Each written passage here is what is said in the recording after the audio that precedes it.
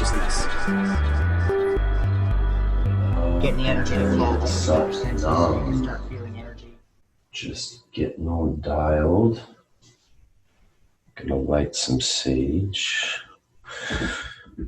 And we will let the discussion begin as people enter in. Happy Sunday, happy Mother's Day. Just getting dialed.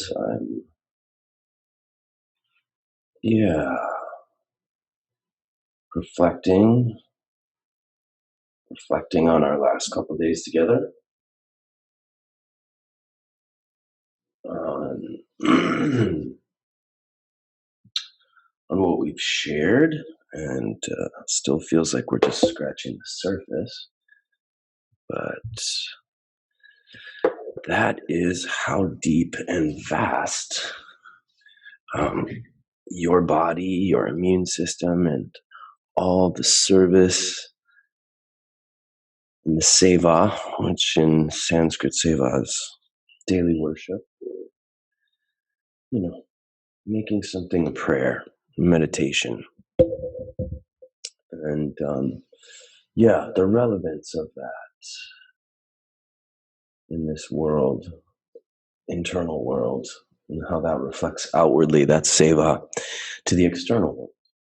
So it is a powerful and transformative process to heal thyself, and it can feel overwhelming at times. I definitely can describe, even at a younger age, upon discovering the levels of trauma and misuse of my body, I just felt very overwhelmed with what it was to heal thyself. And so I focused on the increments of awakening, the increments of knowledge and truth that came in and evolved or refined or was a part of my regeneration process. So it is always amazing to be alongside other people for that journey, and to be a part of it, or to be a catalyst, or to be a messenger, to share information that sparks a path of healing and transformation for anybody. And I think that when you're on a path of transformation and healing, and you see those results in your life, you end up wanting to truly do that for others. And that's the intention with this. It's the intention with building a online virtual platform, because even when we weren't in a lockdown, I was traveling every month to the clinic where I would see patients in Los Angeles, but not everyone can make it there. And I always felt still like I wasn't able to reach as many people as I felt necessary right now in this time of internal liberation affecting your lens and perception of the world, and the external liberation process that is underway for all of us. Whether you are deeply integrated into the mainstream narrative from the mainstream media and news, or whether you are feeling that it doesn't add up and you are feeling called to explore outside of that narrative because something isn't adding up for you.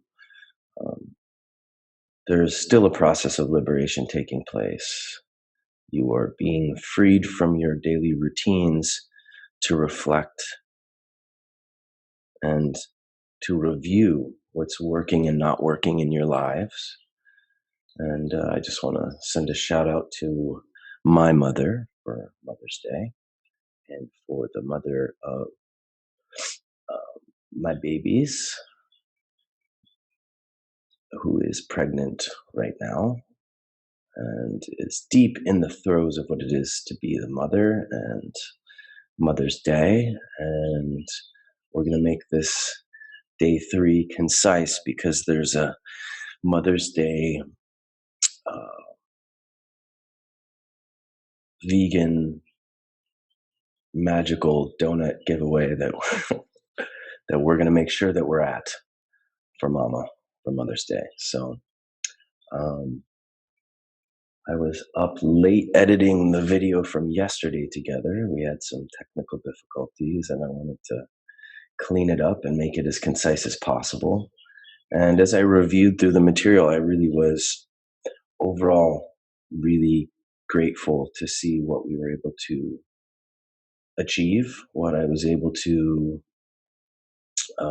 establish and lay out in terms of foundational understanding of the mechanics of how to unlock your body, your tissue, um, each Lego, if you will, in the makeup of your Lego creation. I use Legos because they're interchanging increments or building blocks that have a way that they fit together and lock into place. And your cells and your tissue have a similar structure and grain to them that they can be put together or unlocked.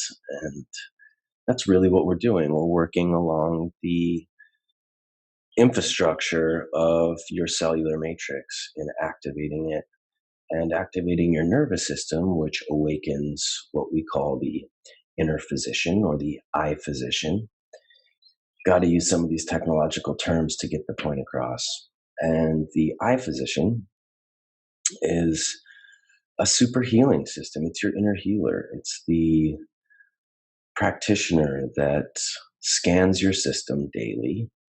And as it scans your system daily, it starts fixing you. It runs an analysis. It sees what's off. Now, it's been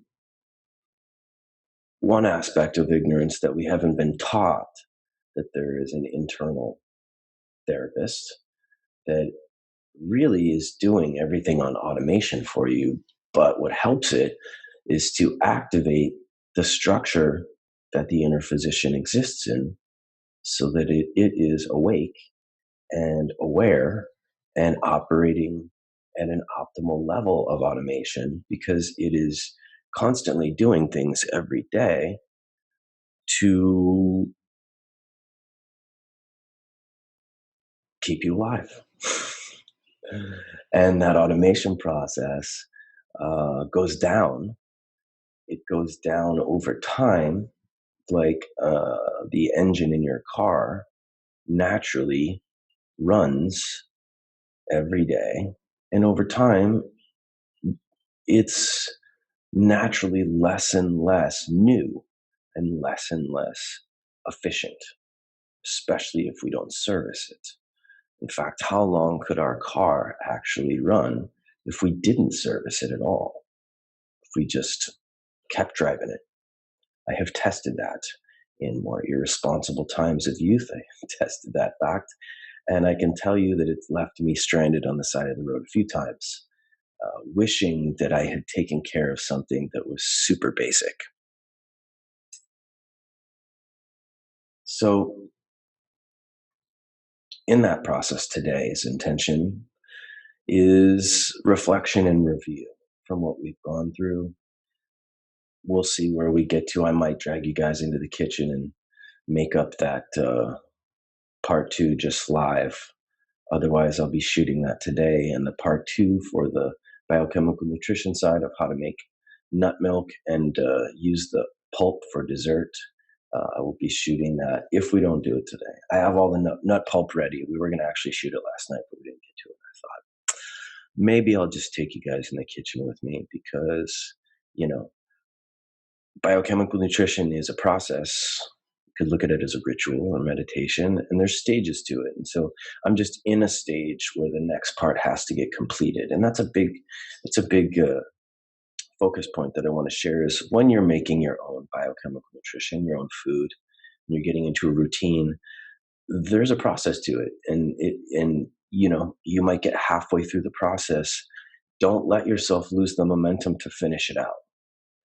There's been far too many times that I haven't gotten to making that almond pulp into a secondary piece of food. And then the almond pulp sits in the fridge and it ferments and goes bad. Feed it to the chickens. compost. But I find it's really smart to, once you make that almond milk, just rock out those macaroons or cookies, or rock out that live cake. We're going to be introducing recipes for a few different things. I'll be putting the recipe up in the video for the macaroons. Pretty simple. Little psyllium husk and maple syrup or honey, and bada bing, bada boom. It's pretty amazing. Psyllium husk is a bonding agent, so we use it a lot for bonding things together when I make raw breads or raw cinnamon rolls. I haven't spoken much about it, but I've been a chef for over 20 years. And my focus was living foods for quite some time. I started a company called Mandala Living Foods and wrote a cookbook. It's almost 400 pages. It's called The Sacred Geometry of Living Foods. It is a living foods instructional Bible, basically. And I say that because of its fullness. It is a herb and spice guide, both medicinally and culinary. So you get flavor profiles and then the medicinal aspects of herbs and spices, which I find to be awesome to understand that cinnamon, for instance, has these flavor profiles and then also can assist with inflammation, which a lot of people don't know about cinnamon. It is a superfood dictionary, full color with pictures, and then it is a full gourmet instructional cookbook for living foods. So I created this book 10 years ago, and then I just kind of let it sit on the shelf, and I'm glad I did, because the living foods field has changed a lot, and there's been a lot more information that's come out. One of the big ones was my transition from cashews, because cashews are, first of all, they're not a raw nut. So for those of you that are really, really identified with living foods, just to be clear, any of the creamy sauces or cheesecakes or anything is made from a nut that has to be pasteurized, because when it's raw, it's actually extremely poisonous. Cashews literally they're full of a neurotoxin, and so they have to be pasteurized. But when you pasteurize them, you're only getting 60, maybe 70% of the neurotoxins out of that nut. So that means there is some residue in there. They're actually not that digestible for us.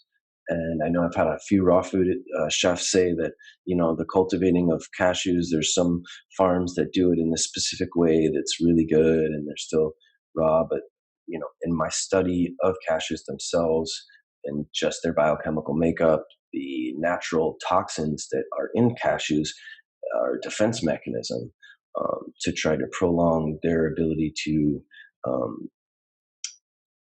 pollinate, reproduce, and create more cashew trees so that things don't eat them.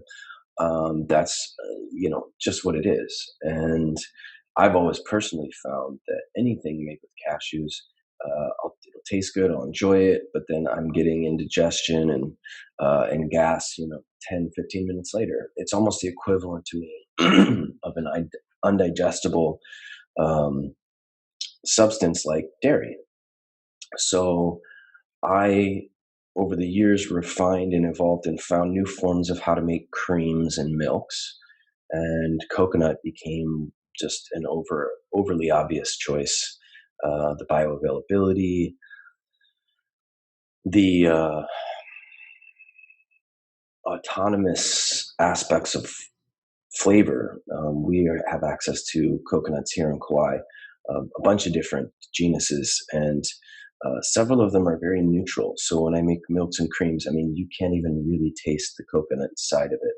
And then over the years, the last 5 years, I also have developed a super probiotic cultured yogurt from coconut that's completely raw. It's not pasteurized at all.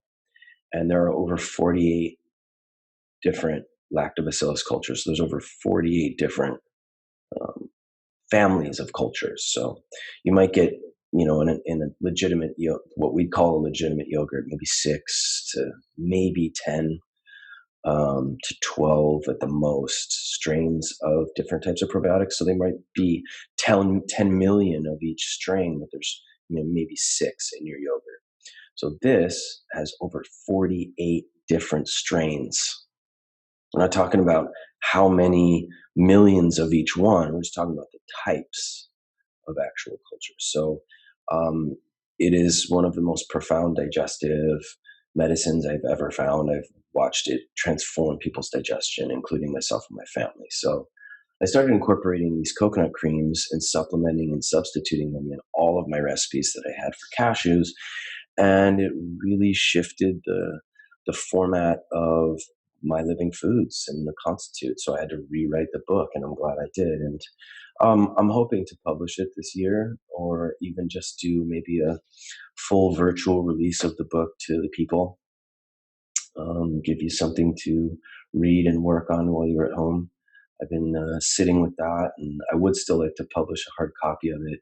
I had the intention of actually kind of laminating each page, so it almost, literally was like this indestructible book, because so many of my cookbooks that I've had over the years in the kitchen, they end up getting destroyed in the kitchen. Because you're in the kitchen working from them, and your hands maybe aren't fully dry when you're trying to turn a page. So I definitely wanted to create something that was everything that every other instructional manual for me around food was not. Because a lot of the living foods cookbooks that I even was exploring years ago were bluntly off in their measurements. And I'm not talking by a couple tablespoons or, a quarter cup. I'm talking by half a cup to 3/4 of a cup to a cup sometimes in the ingredients. And I know this because I followed the recipe. I spent money on food. I put all this energy and time into making something. And then, of course, you're facing the uncertainty and the unknown of doing it. And you don't know if you're doing it right. It's already a lot for you to branch out to something new, let's say. And then to have it not turn out or be a complete mess is really disempowering. It's very frustrating and doesn't really motivate you to keep doing it. So I would then go back and make the recipe and modify the ingredients and try it 3 or 4 times. And I would find that, oh, I got it exactly like the pictures or how I've tried this chef's food. But the modification was really significant in how I had to change the ratios of things, to where I really started to develop the theory that I feel like these chefs just make their recipes off so that it won't turn out exactly like their food that they make at their restaurant. So you'll have to come into that restaurant and actually have their food, because you bought their book, but it doesn't turn out the same as coming into the restaurant. So I got really specific on, refining my recipes, getting the measurements really exact. And that just took a lot of making food. So we started a living foods company on Kauai here, and we started a movement called the Prosperity Bowl, which was if you didn't have any money and you came up to our living foods cafe, we had a side menu that was what we called the Prosperity Bowl, or the Prosperity Menu, where we offered a free bowl of food to anybody who didn't have any money or any food. And and that Prosperity Bowl was different every day of the week. And it wasn't like, a charity bowl. That's why it was called the Prosperity Bowl. It was a really legitimate bowl of biochemical plant-based nutrition. And we offered a prosperity tonic eventually, and a prosperity smoothie. And we served over 1,000 bowls of food over the 7 months we were open before somebody came in and lit our kitchen on fire. And wow, it was a deep rite of passage for me to put my blood, sweat, and tears into a vehicle to feed the community for 2 years, because we had these floods that prolonged the building and development and launch of our cafe. and to be open for 7 months in service to the community, helping people eat biochemical nutrition, and have one hateful individual come in minutes destroy what we had built was really, really hard. It's hard for me. It was hard for my family because my family put so much into supporting me and to support the community. So, yeah, they stopped the fires before the structure of our cafe was destroyed. So it's currently sitting, and our intention is to still revamp and rebuild it as everything reopens. And I would like to, that's one of my intentions for this year, is to get our cafe back going again and really try to push this prosperity movement and the prosperity menu and get a series of locations around the US where you can come and have food, whether you have money or not. Because in a tribe, prosperity is shared. And I feel like we've been so indoctrinated to the capitalism that we've lost that concept that in a tribe, prosperity is shared. Not the biggest and strongest who can hunt and collect the most food get to dole it out to other people. It's equally shared among the tribe. So I'm kind of opening, I guess, with biochemical nutrition, which is one of our pillars of 3. Yesterday, we went into neuromuscular release therapy, which, as people are kind of collecting in, and those that have been in the live event come in, we're going to get into some reviews and some questions and reflections on the methodology, the principles, the techniques, and the overall concept of what it is to unlock your tissue, unlock your body, and activate the inner physician. And yeah, fill in any blanks, or, answer any lingering inquiries that maybe came up because we went through a lot yesterday.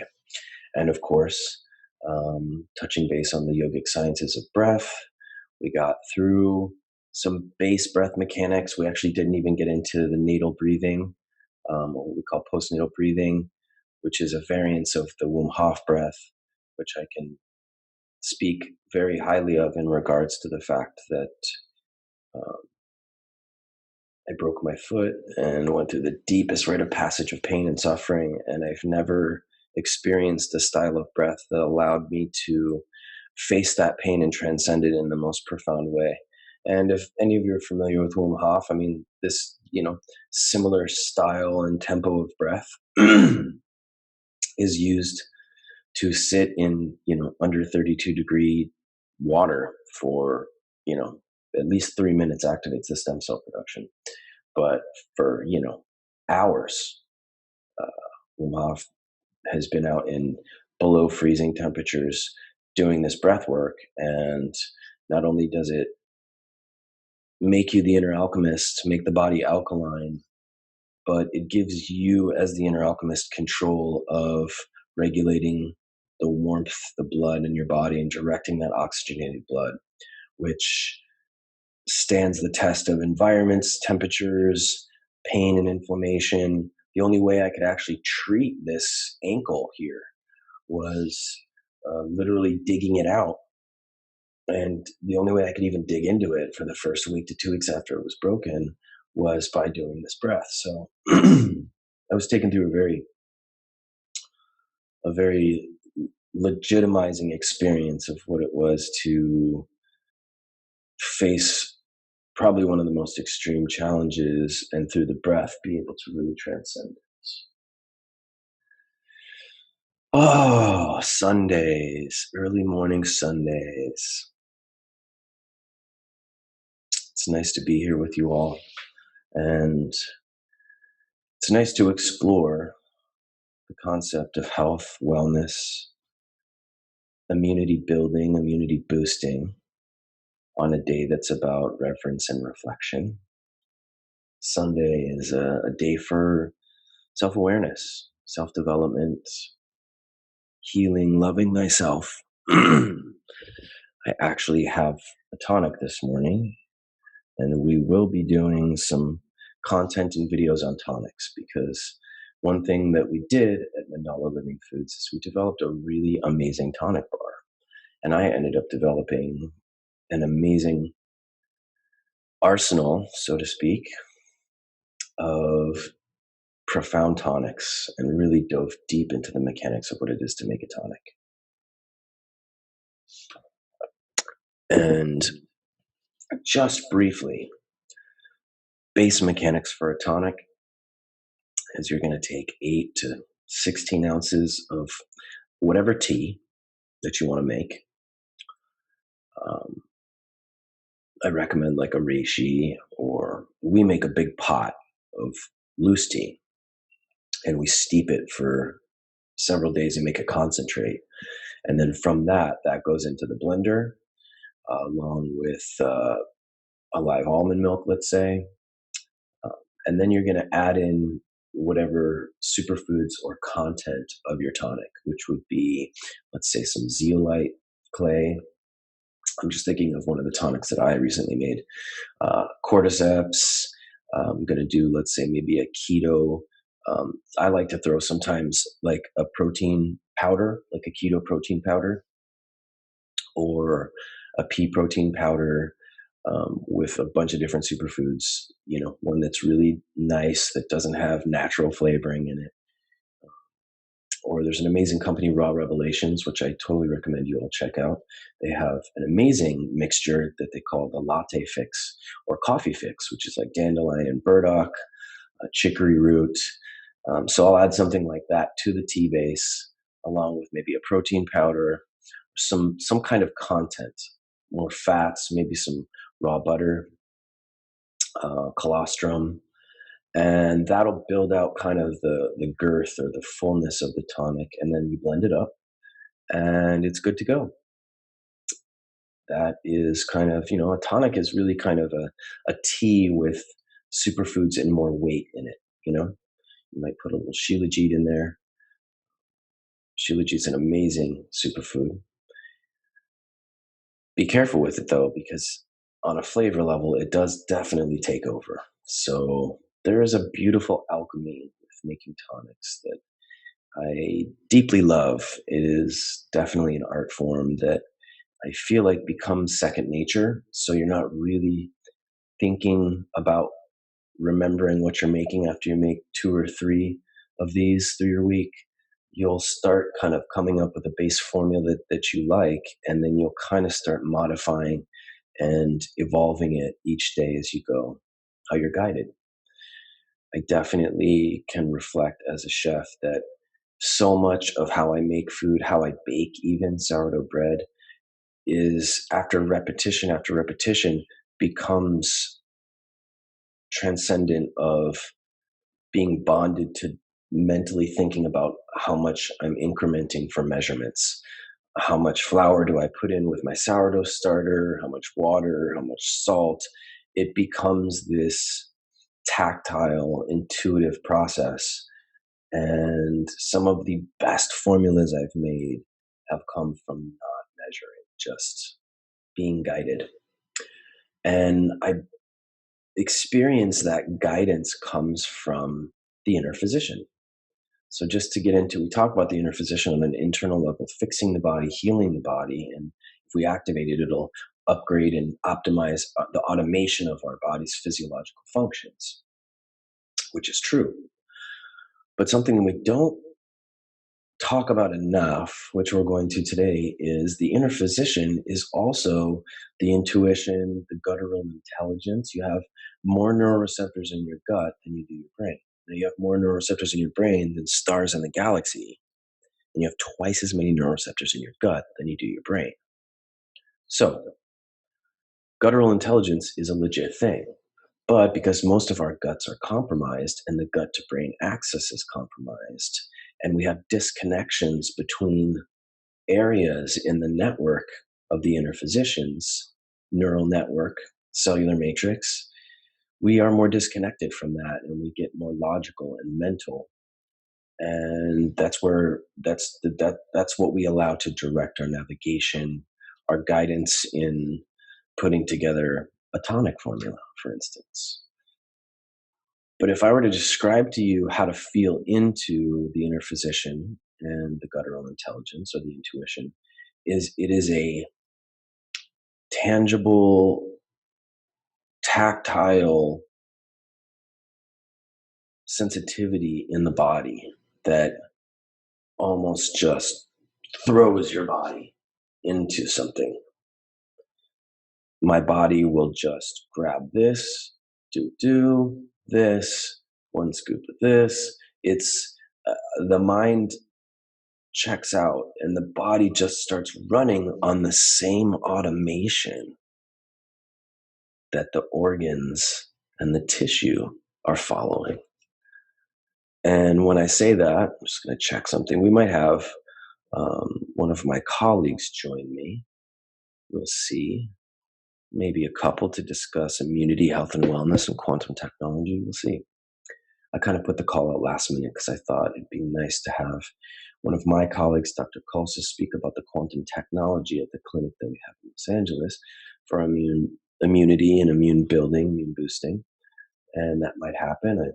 I set the intention for potentially one of my colleagues who's a nutritional wizard to come on and hop in and speak a little bit on that. And it's kind of an open forum and a flow, and it is Sunday, so this is kind of a sleeping day. I see that because out of our little live event group, there's only 2 of you in here, and bless you both for coming in and being willing to explore more for yourselves, because it means a lot to the body. It means a lot to the inner physician. The inner physician wants to be reintroduced and reintegrated so it can run everything for you better and it can provide a more enjoyable experience. And it happens in the most magical way. Like I said, this automation process for me in formulating tonics or a recipe, I can feel this internal push, almost physical choreography. My body's taken over and guided by the inner physician in doing things. And I've learned to let it come in, but I've only been able to learn to let it come in because I've allowed it to come out. I've allowed it to integrate back in from getting out of this and feeling its existence. In fact, we're raised not really introduced or supported to develop a relationship with this inner physician, this internal guidance, this intuition. We are deeply conditioned into the left brain, into logic, into reason, into mathematics, into numbers, into all of the things that are the opposite hemisphere of the brain. But creativity, imagination, intuition is really neglected for all of us. So that means in our neural net, in our neural mechanics, our brain is used to wiring and going more towards logic. It feels safer, it feels more comfortable. And so we have to then come from, again, we touched on base about this being in a state of abstraction. We have to come from a state of abstraction to come back into harmony and into a center and into an authenticity that is obviously based in balance, which means both hemispheres of the brain are stimulated and you're comfortable with operating from both hemispheres. And let's just establish that we're all in a state of abstraction in the sense that we were supposed to be brushing our bodies like we brush our teeth, cleaning our bodies like we clean our mouth every day that we've been using them since we were born. And maybe we were babies, so our parents were doing the cleaning and stimulating and flushing of memory because we had the innate awareness that the vehicle, the little baby, the baby vehicle, required this to be as liberated and free and present as possible. So when you can really establish that all of us are in a state of abstraction because we have filled up with all of our lives, all the memory, all of the Stress, there's good stresses, there's bad stresses. Hiking is a stressful act. Sex is a stressful act. There are good stresses. And then, of course, we can identify more negative stresses, let's say, would be traumas. But the point is that they're all collected and they sit in us. We get identified with the accumulation, the amalgamation of all these experiences. They start formulating and orchestrating a false self-identified version of us.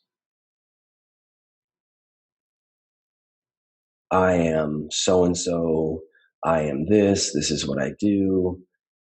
We identify with all of those elements when the full awakening for us as individuals is to realize that we are this divine essence, this spirit that comes into this avatar body and gets to play a role.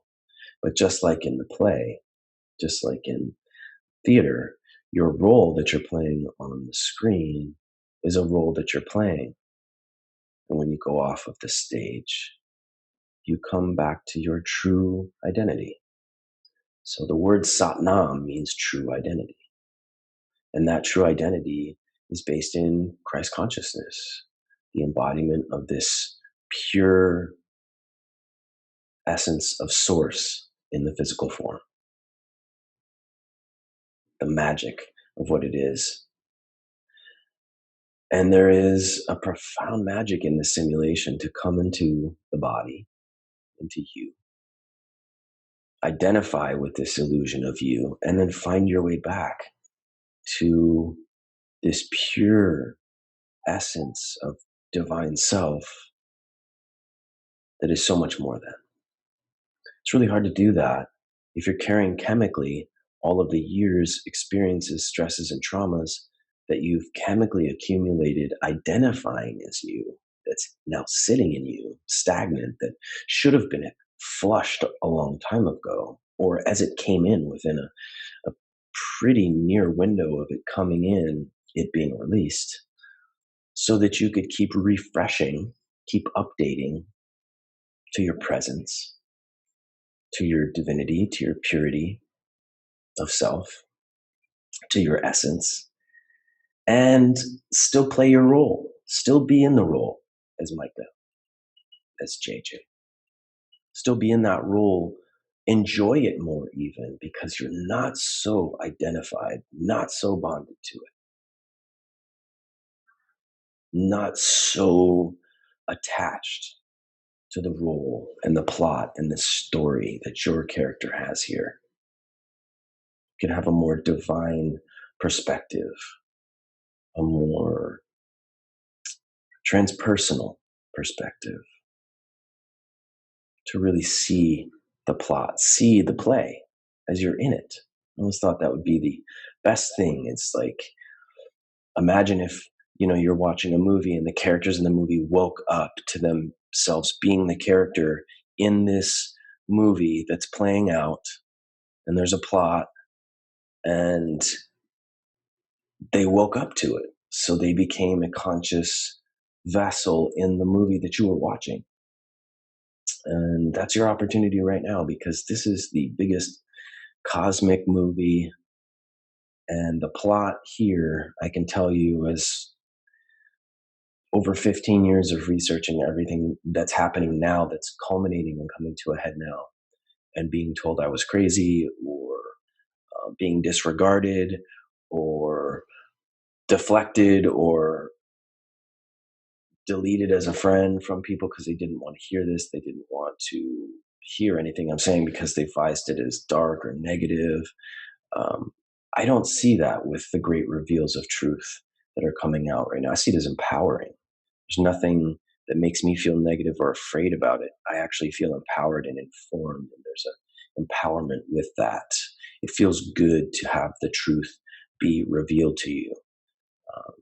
Now, again, there's kind of an interesting duality. There's kind of a split dynamic there, and it's coming with friends and families. There is a split towards those that are deeply entrenched and indoctrinated into reality set through mainstream media and the mainstream outward narrative that has been introduced for generations. Even just the relationship of, I watch this news, this is real news, I've watched it for 10 years, this is where I go for my news, this is truth to them. And for them to be informed or discover that actually all of this has been controlled and can be tied back to four primary entities control all of it. And there is it's called cognitive dissonance. There is a disconnect because it's threatening to one's reality, to one's safety, to what one thinks is real or has known to be real for so long. And I understand that to a degree, and yet I don't, because to turn away from truth to make yourself feel safe pretty much makes you the most unsafe in the scheme of things that you could be. And if your desire is to feel grounded and safe, to me, the truth really has a grounding effect for me. Apparently, it has a more negative effect, or maybe that's just what's associated to be able to disregard looking at things. But I do truly feel that now is the time that you have a choice to make, to start paying attention or to just disregard it and try to cling to your historical identified narrative or what feels real to you in this world. Because let's face it, this world is pretty surreal from what any of us expected it would be even a month ago. And if you think that that's just going to flip back, well, I hate to be the bearer of not bad news, reality news, just not going to happen. In fact, if you understand how the system works and that everything is shut down and that food needs to be in production to continue coming, and maybe we have 2 months of a buffer there of backstock, maybe 3, but after that, there's no food for a system that's based off of a production that's industrialized that is shut down. And because so many of us are dependent upon that system, what do you think is going to happen? So these are all external things. Whether there's a deep state revolution in our government, whether there's a global tyrannical takeover going on, whether there is a virus or a 5G technology that's electrifying the planet, and in that electrification, like every other time, whether it was 1918 or 1968, there's an effect on the living organisms of the planet from that. These are external elements. These are external factors to you, to this environment. And if we take charge and activation and awakening of this environment, then it really doesn't matter what's going on out here. Because this system is designed in such a way, this technology is designed in such a way to be so brilliant, so adaptogenic, so efficient. It is designed to survive and thrive with the best chances against anything. So that is kind of like, and again, I say the same thing. My father asked me the other day because I was trying to talk to him about, and I said, Dad, I really want to be able to bond with you and just share some information that's coming out, news, intel, because we used to love watching movies together, and this is just the weirdest, trippiest movie right now. And he said, what does all this even do? I mean, what does it matter if you learn all this? Like, what do you think you can do, to stop any of this or some global takeover or what's been put into place for hundreds, thousands of years that's now underway right now? Well, his question was more, what can I do externally? Like, what can I do physically? But my reflection is, if I'm doing everything internally to make myself the most supercharged, activated, immunity strong,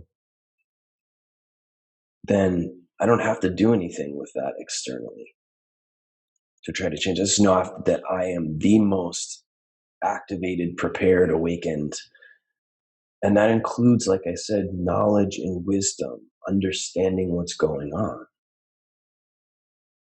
You just have to become educated and informed and wake yourself out of what's being implemented, which in my experience is a psychopathy of fear that's been implemented. And fear has the most negative effect on your entire cellular matrix, your nervous system, your organs. Fear in a waveform is a static waveform like this. It looks really zigzaggy. And love has an elongated waveform like this. Okay. They've literally, you can even see tests for the sound vibration of saying love or fear. The sound frequency looks different. The vibration of water with just the word love or fear or hate on a bottle changes its structure. You are made up of over 80% water. You don't think that that's going to have an effect on your cellular structure and thus your immune system? Now, viruses and bacteria and disease actually operates at a frequency that is that static waveform for fear or hate or anger. Love as a vibrational frequency, when that is in the body, in the cell structure, in the water, it creates a frequency that supports a cellular environment that disease and viruses can't actually survive in, which means you can be introduced to something like we've touched base on before. Your average human gets cancer 2 to 3 times throughout your life. It's just if you fight it off or not. So when somebody says, oh, I'm diagnosed with cancer like they were struck by lightning, no, you were growing that inside of you for up to 10 years before it's detected. So we are the masters of our own cellular destiny, so to speak. And whether you believe in a God or a spirit, the divine, in my experience, spirit or the divine is a spirit or a God of free will and divine law. And if you take your free will and cross those divine laws, well, you're not being punished by the divine. You literally have created that effect from what you initiated, from that cause. So that's a pretty powerful thing. It's giving you the power through your free will and through honoring the divine construct of this place. They're pretty basic. Do unto others as you would want done to you. Don't, in this third dimension, if you put something out, it will come back to you. That's how it works in the 3D. So what you put out to an individual should be what you want to get back, because that's how the quantum mechanics of the third dimension works.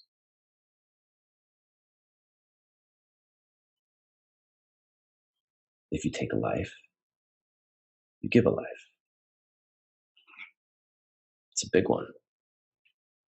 I won't even go too much into it. I just want to establish that's what it is. No human being, no being has the right to put their will over the will of God. So if you cross the will of the divine, which is to bring life and take life, then there will be life taken at some point just off of the third dimensional mechanics of this realm.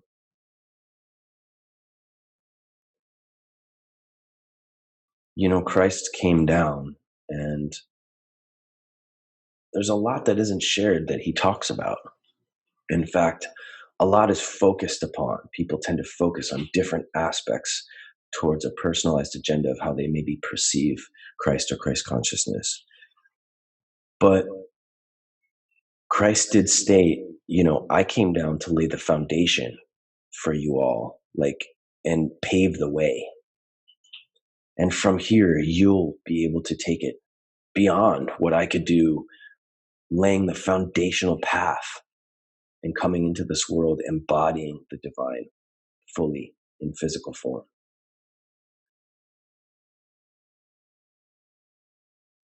And unfortunately, we tended to idolize and separate ourselves from what Christ was saying constantly. I am you.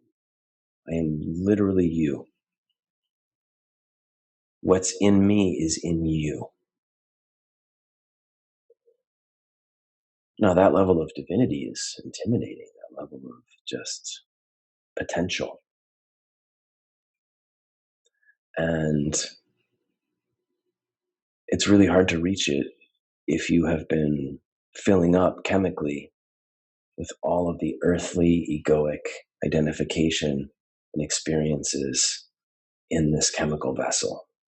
That eventually, by the way, all chemical memory, when you store it in your tissue, it becomes rancid over time because all neurochemicals are acidic in their base, and they become rancid, and then they become corrosive to nerve endings, to tissue, and then they become inflamed. And your body isn't inflamed to torture you.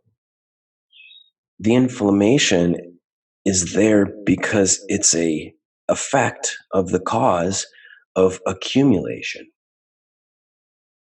that shouldn't be there, going back to us living in a state of abstraction.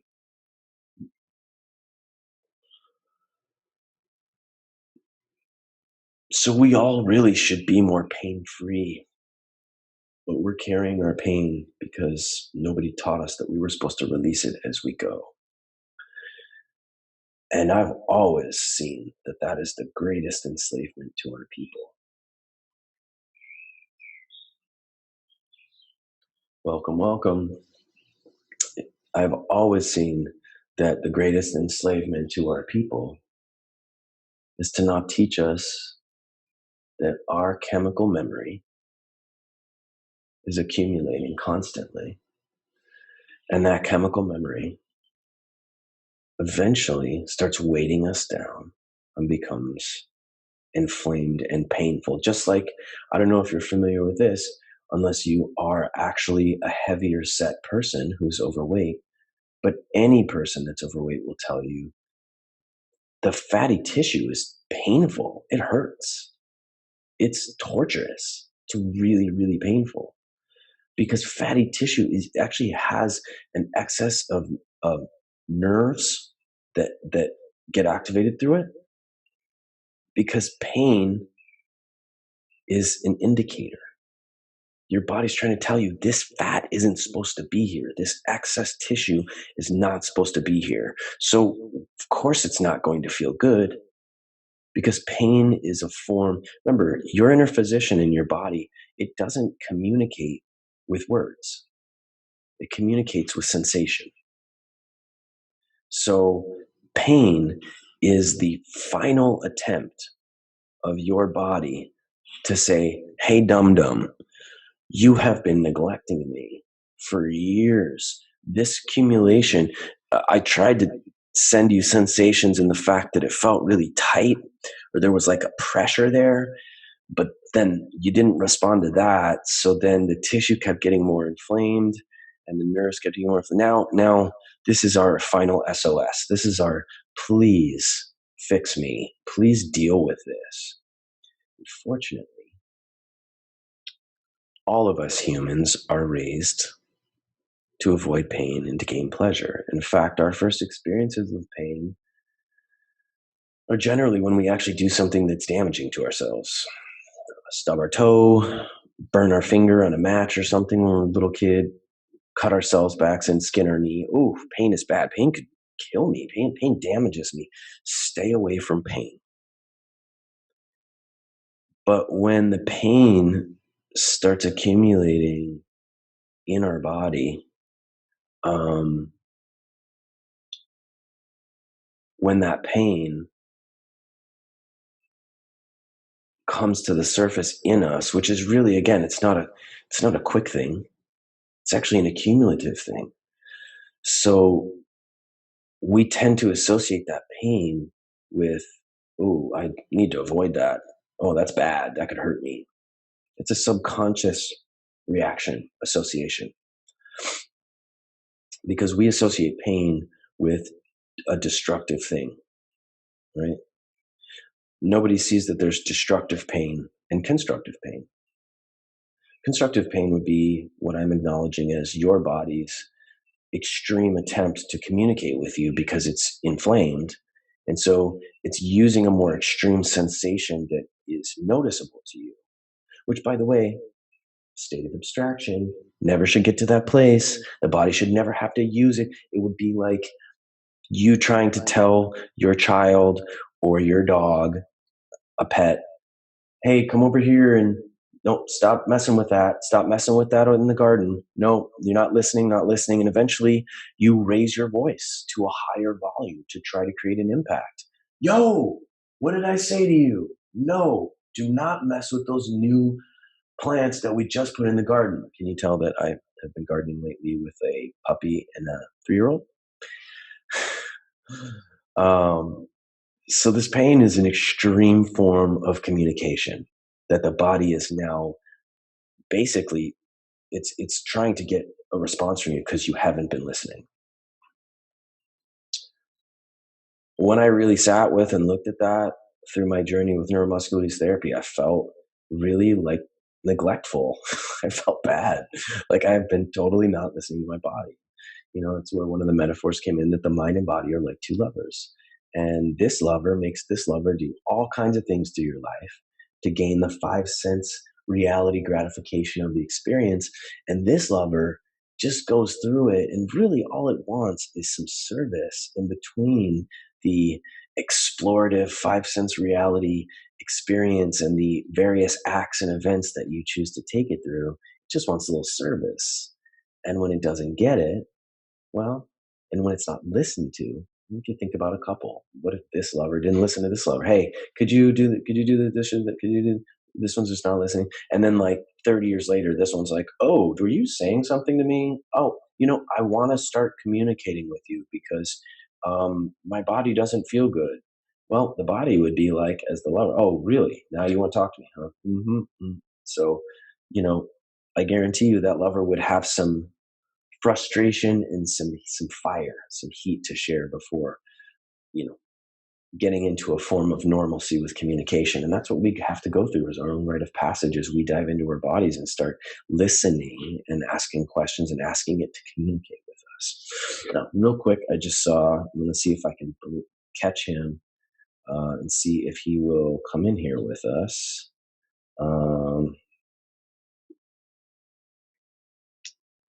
Let's see. I'm going to send this over to him now, real quick.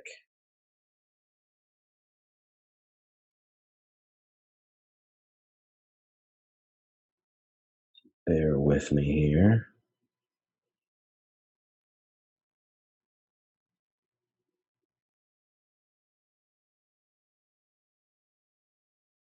I'm just writing him because I would love to have this man in here.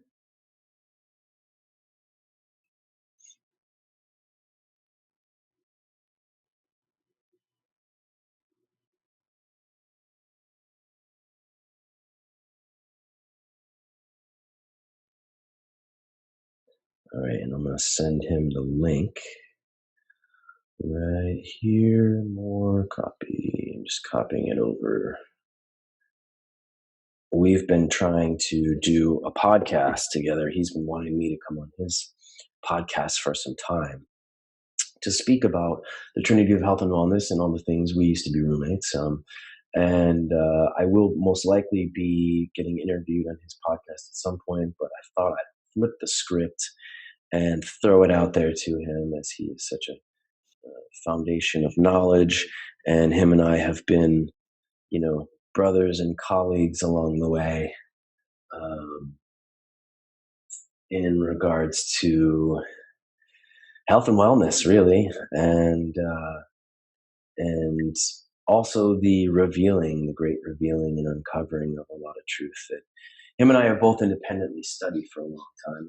And again, I won't get too into it, but I will tell you that, one of the aspects with a lot of the truth revealing, or quote unquote conspiracy theories, which, by the way, if nobody knew this, in 1976, the CIA coined that term as a weaponized phrase to get rid of information and news that was going against the mainstream narrative. And that is documented. It's all access. You can have access to that. All these documents, everything they're all accessible. You have access to them all. They put them out there. They just don't really think that you're going to stray from the mainstream trusted relationships that you have with information networks that they've established for generations, for decades. So what we don't see is that it's actually our relationship we've built, the illusion of safety and truth that we've established with these networks and foundational news information centers that we've built relationships of trust with, that it's actually the feeling of betrayal or the acceptance that this trusted thing is not real. And that violation is actually what most of the cognitive dissonance gets triggered around. It's actually to where it trumps the actual information that's relevant. So the information doesn't become the focus. They go internally into, how could I have been tricked or duped? And then there's the side of your average, just good faith human that doesn't believe that any of this could ever really be going on behind what's going on. Just like, God forbid, that our government or the governments of the world would have anything but our best interests at heart. Yes, that seems totally, you're right. That should not ever be the way that it is. But when you look around, or when you look outside of the mainstream narrative, that's where that logic has to kick in. And if you want to be science-based, in science, if there's a pattern of 3, okay, it has to be looked at. There's something significant there, or 5 or 10. And when you start looking at a lot of the things that are coming out, that have been coming out for a long time, that, again, they've been accessible for a lot of exoscientists and researchers. I mean, I had a radio show 10 plus years ago after 9/11, okay? Because a lot of it didn't add up then. And I had a more esoteric broadcast on something called Oracle Broadcasting. It was a geopolitical network. It was actually rated number 2nd under Alex Jones when he was first starting out. And my show, Esoteric Action Radio, which I'm going to actually post some broadcast. I saved a lot of my shows, and I had some amazing people. Dr. Rena LeBeau was one of the first activists fighting against what's called Codex Alimentarius. Look it up. And the vaccine push in general. I can't even remember what vaccines were going on at the time. And she lives down in Panama. Her husband is the high-ranking military official that they tarnished his name and made that movie Men Who Stare at Goats. That was super funny. That I thought was awesome.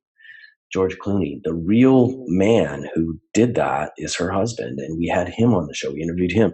I was blessed to interview Bob Dean, retired high-ranking military official, who brought a lot of awareness to a galactic perspective and understanding, that we're not the only life in the galaxies. And you know, it's a strange thing for me, and I can't really replicate that for anyone, to be studying something 15 years ago that all those things, underground military bases, you name it, are coming up now. They haven't gone away. They haven't been like disregarded or like, oh, they're fake. There's more information coming about each one of those things out now from 10, 12 years ago that I was looking at this. There's more coming out now about these things. And that, I think, is one of the strangest confirmations for me, is like, this isn't new. I can understand how the concept of these things coming out can be hard to digest or accept if you're just newly introduced to them. For those of us that have been studying this stuff and been aware and been accepting that level of intensity with truth for a decade plus, it's taken a decade just to process that some of this stuff actually has been happening or is going on or has been put in place. So it's much more real for a lot of us. And also, it should bring you more understanding why it's a lot harder for some people to really process. And it's worth for them shutting down or disconnecting from you as a friend, as tribe, than really receiving it and really embracing it. So try to find some peace with that. You don't have another choice. Whether it's friends or family, the truth will be revealed and everyone will have to accept and come to terms with all of it and will be humbled. And it will probably take some time to process, bringing it back to the individualized, focused self. And what can we do? Well, clearing out a lot of the chemical memory, the suffering, the wounding, the fear, all of these things that you've accumulated that are stagnant, that have coagulated in you, and being as light and free as possible to receive whatever truths are revealed is going to help you to let them breeze past you, to flow with the Wu Wei, with the flow in Zen and the Tao.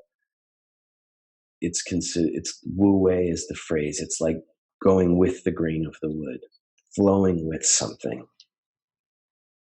The flow. You can't flow if your cellular makeup and your water in your body is stagnant. We need movement. We need flow internally within ourselves. And it will allow us to naturally take that flow and sync that flow with an external environment or reality. So ultimately, it comes back to the most empowering things you can do is focus on you, focus on the internal environment and activating and liberating it. If you're in a world that is enslaving you, that is pushing a global tyranny, that is locking you down, what is more revolutionary or liberating than bringing the revolution and liberation internally to this world, which you can control? Because you can't control this outside world. So empowerment comes with directing the revolution internal.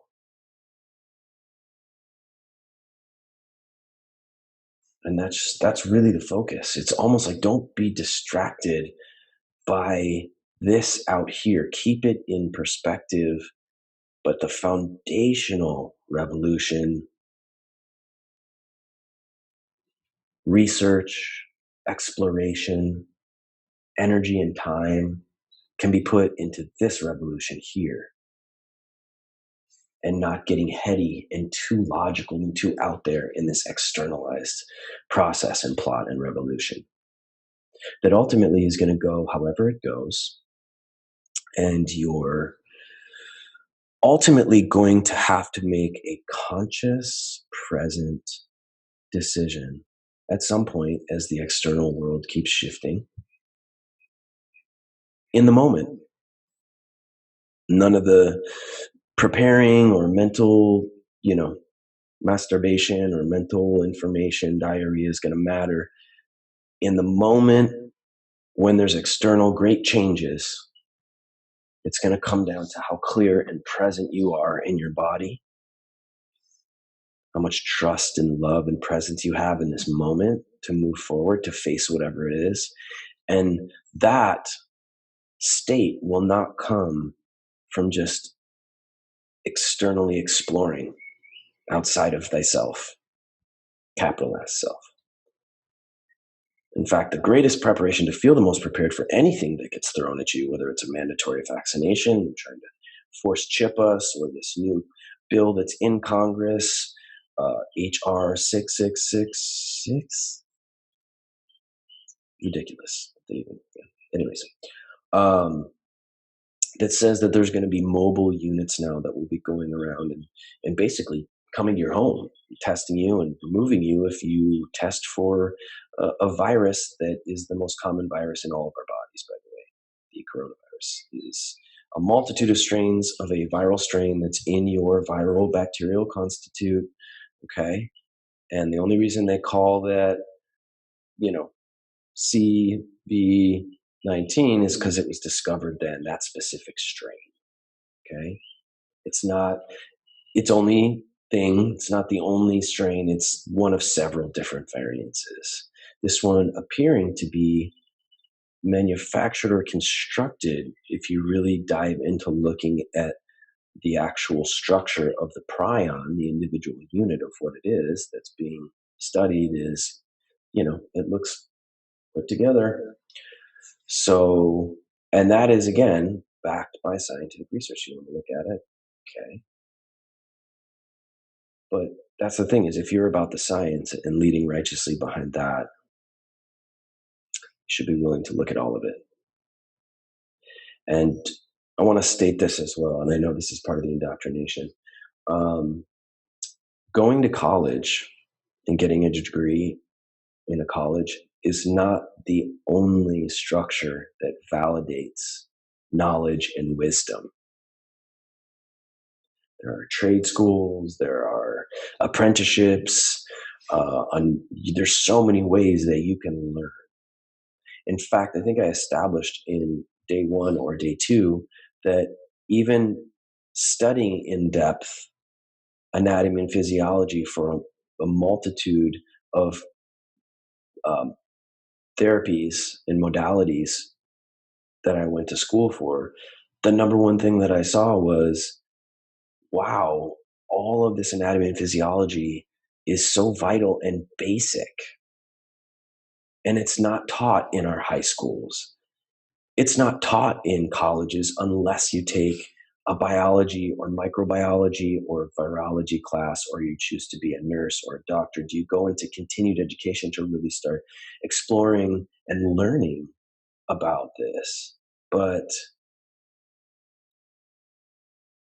it's pretty basic. And actually, the more you start learning about it, and now with the way that we have access today, you could be reading anatomical, physiological manuals and books and be far more up to date than your average practitioner on the latest findings around viruses or bacteria or the body's immune system or the pancreas and enzymes and how the enzymatic reservoir works or how we build immunities.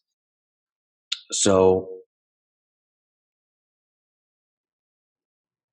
sadly, knowledgeable people get dismissed sometimes because people who got indoctrinated into closed systems of education that are controlled feel like they know more than you for that reason. But what they don't realize is that actually they only have learned what's been controlled and put in front of them. And actually now it's coming out where they actually have studied a lot of the information that other doctors and practitioners are coming out and saying, wait a sec, guys, did you forget your medical training? This is how a virus works. This is how a bacteria works in the body. This is how your immune system works. Why aren't we addressing this? Well, because the Western medical industrial complex is based off of a pharmaceutical pillar. It's not based off teaching you what your immune system does and how to boost your immune system and make it stronger. It's not based off of how to fuel and empower the inner physician, or even acknowledging the inner physician, although in Western medicine, they expect the inner physician to do things. If they set a bone, they expect your body to heal the bone, right? Okay, well, they're relying on the inner physician. They're not healing the bone, okay? If they remove one of your kidneys, they expect your body, the inner physician, to adapt and reformat itself with that one kidney, just like they expect to take that kidney that they're putting into somebody else, and they're expecting the inner physician to adapt, accept that kidney and start using that kidney for functionality. So they still use the inner physician. They rely on the inner physician, but they don't truly understand how it works. For instance, when you cut any tissue and it heals, you have scar tissue. And that scar tissue needs to be broken up or it hardens and calcifies. So I want you to think that that means if they really understood the inner physician, after every surgery, they would have some protocol to where the patient would go have some form of physical therapy to break up the scar tissue from the incisions from any surgery. They'd say, oh, okay, well, remember, you have to break up that scar tissue from the incisions because that's how the body works, and it'll come back at you later on. They don't have that. There's no element of that. Oh, well, we just gave these antibiotics, so you really should take a good amount of some type of legitimate probiotics to reconstitute, the flora in your stomach. Your average doctor doesn't really talk about. They might mention probiotics, maybe. So my point is that there is nuances that reflect a true understanding of how to work with the inner physician that aren't fully embraced because they are conditioned and taught that they are the ultimate physician. They're the high priests of physicians, and you aren't the healer. You don't know how to heal yourself. You need them to fix you. And on some level, with a lack of education for ourselves in our bodies, in our health and wellness, they're right. I can't tell you how many times I've had a patient come into the clinic and be like, I tried to talk to my doctor about this issue, and they looked at me and said, I'm the doctor. You don't tell me about stuff. And they were trying to say, have you heard of this? I'm curious if you knew anything about protogenial cells, or have you heard about how this could work with this? They were inquiring and asking in a way that was engaging more awareness and knowledge around a process in their body for their health and their education and learning. And we're stopped and informed,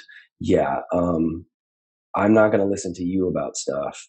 I'm the doctor. I'm the one who tells you what to do. So I do believe there's an indoctrination, and it is based in the occult. I mean, I'm sorry, but I witnessed my mom go through it even as a nurse.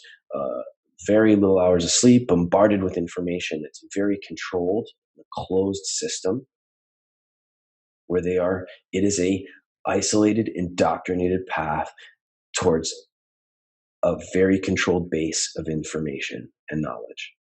And to see now how it's been stated even now for Facebook, if any alternative treatments are talked about, that those will be flagged and taken down for healing, for health, for immunity.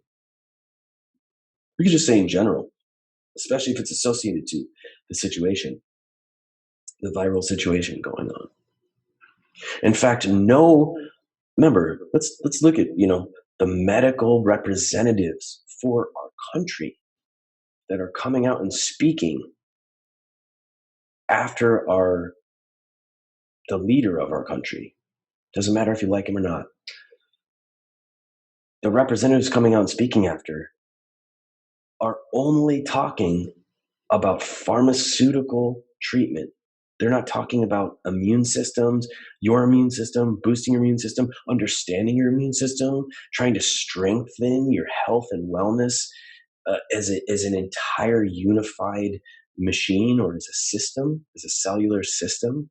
They're not explaining anything about viruses or bacteria. They're not offering anything. They're not talking at all about your immune system. That is just should be your big red flag. Why isn't anyone addressing the immune system? Not once. There's no talk about health and wellness and immunity. There's only a one directional focus. And in my experience, a very prominent agenda. And I'm not the only practitioner. I'm not the only person in medicine, obviously, who sees this. In fact, now there are so many coming out. And despite the attempts at character assassination for each one of these individuals, it's still coming out. Because a lot of these people, whether they are indoctrinated into Western medicine or not, still have learned base mechanics of things that are even in the indoctrination of the closed information in these systems are still going, wait. But we learned about viruses and microbiology and bacteria, and coronavirus is one of the most common viruses in the body. I studied that. I know that. And these tests aren't specifically identifying a strain. And okay, wait a second. This isn't adding up. And somebody who's got respiratory failure, when put on one of these specific types of ventilators, it's a kiss of death. It's actually going to completely just take them out. It's like, this is not at all a proper treatment for what this is. Or I've been seeing what this is, and it is not acting like what they're saying it is. It's not in any way acting. And they're coming from their experience, not just their logic, their knowledge.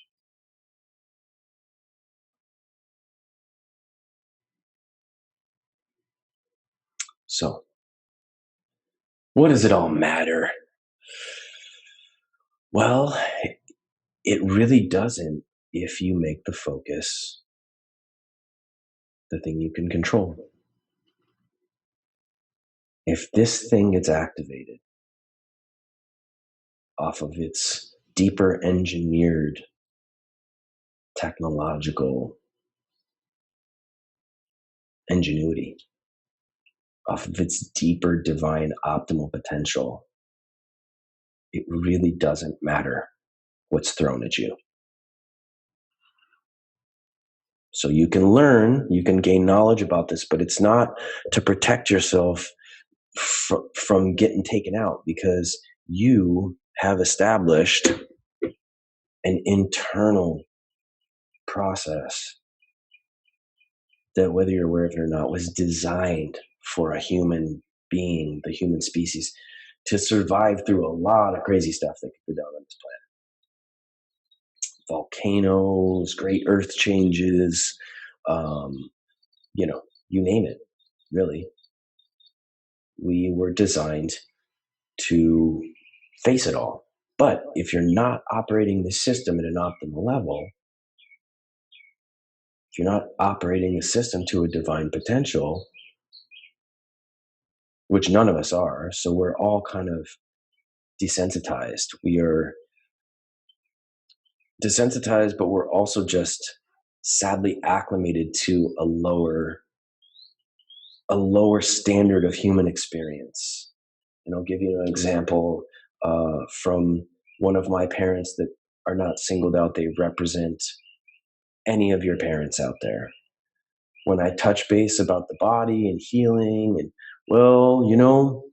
like as you get older, just stuff doesn't work as good, and it just starts breaking down, and that's just how the body works when it's getting older.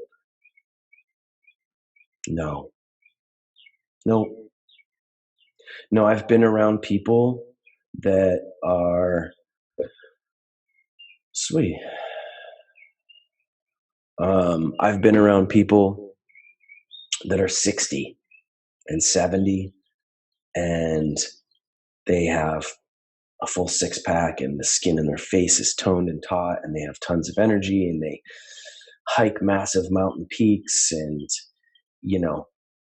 and their practices are different. They've put a different level of health and awareness and lifestyle practices and activations and optimizations in their system.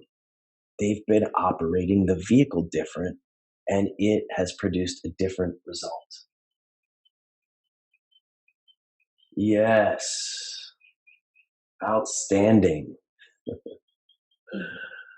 Oh my goodness. So I was hoping that this man, this brother of mine, would join me, and this is our kind of Q&A period where we've been reflecting the last couple of days, and I am honored to be joined by nutritional Jedi Ronnie Landis, and we're talking about health and wellness, and obviously had to tap into the world and the times of this world and what's going on and the information and the cognitive dissonance. And at the same time, what I established was that it really doesn't matter, even if you're learning this stuff, what's going on, if you optimize this technology and you turn it on and it's operating at this true divine potential, it's gonna take on anything that's thrown at it.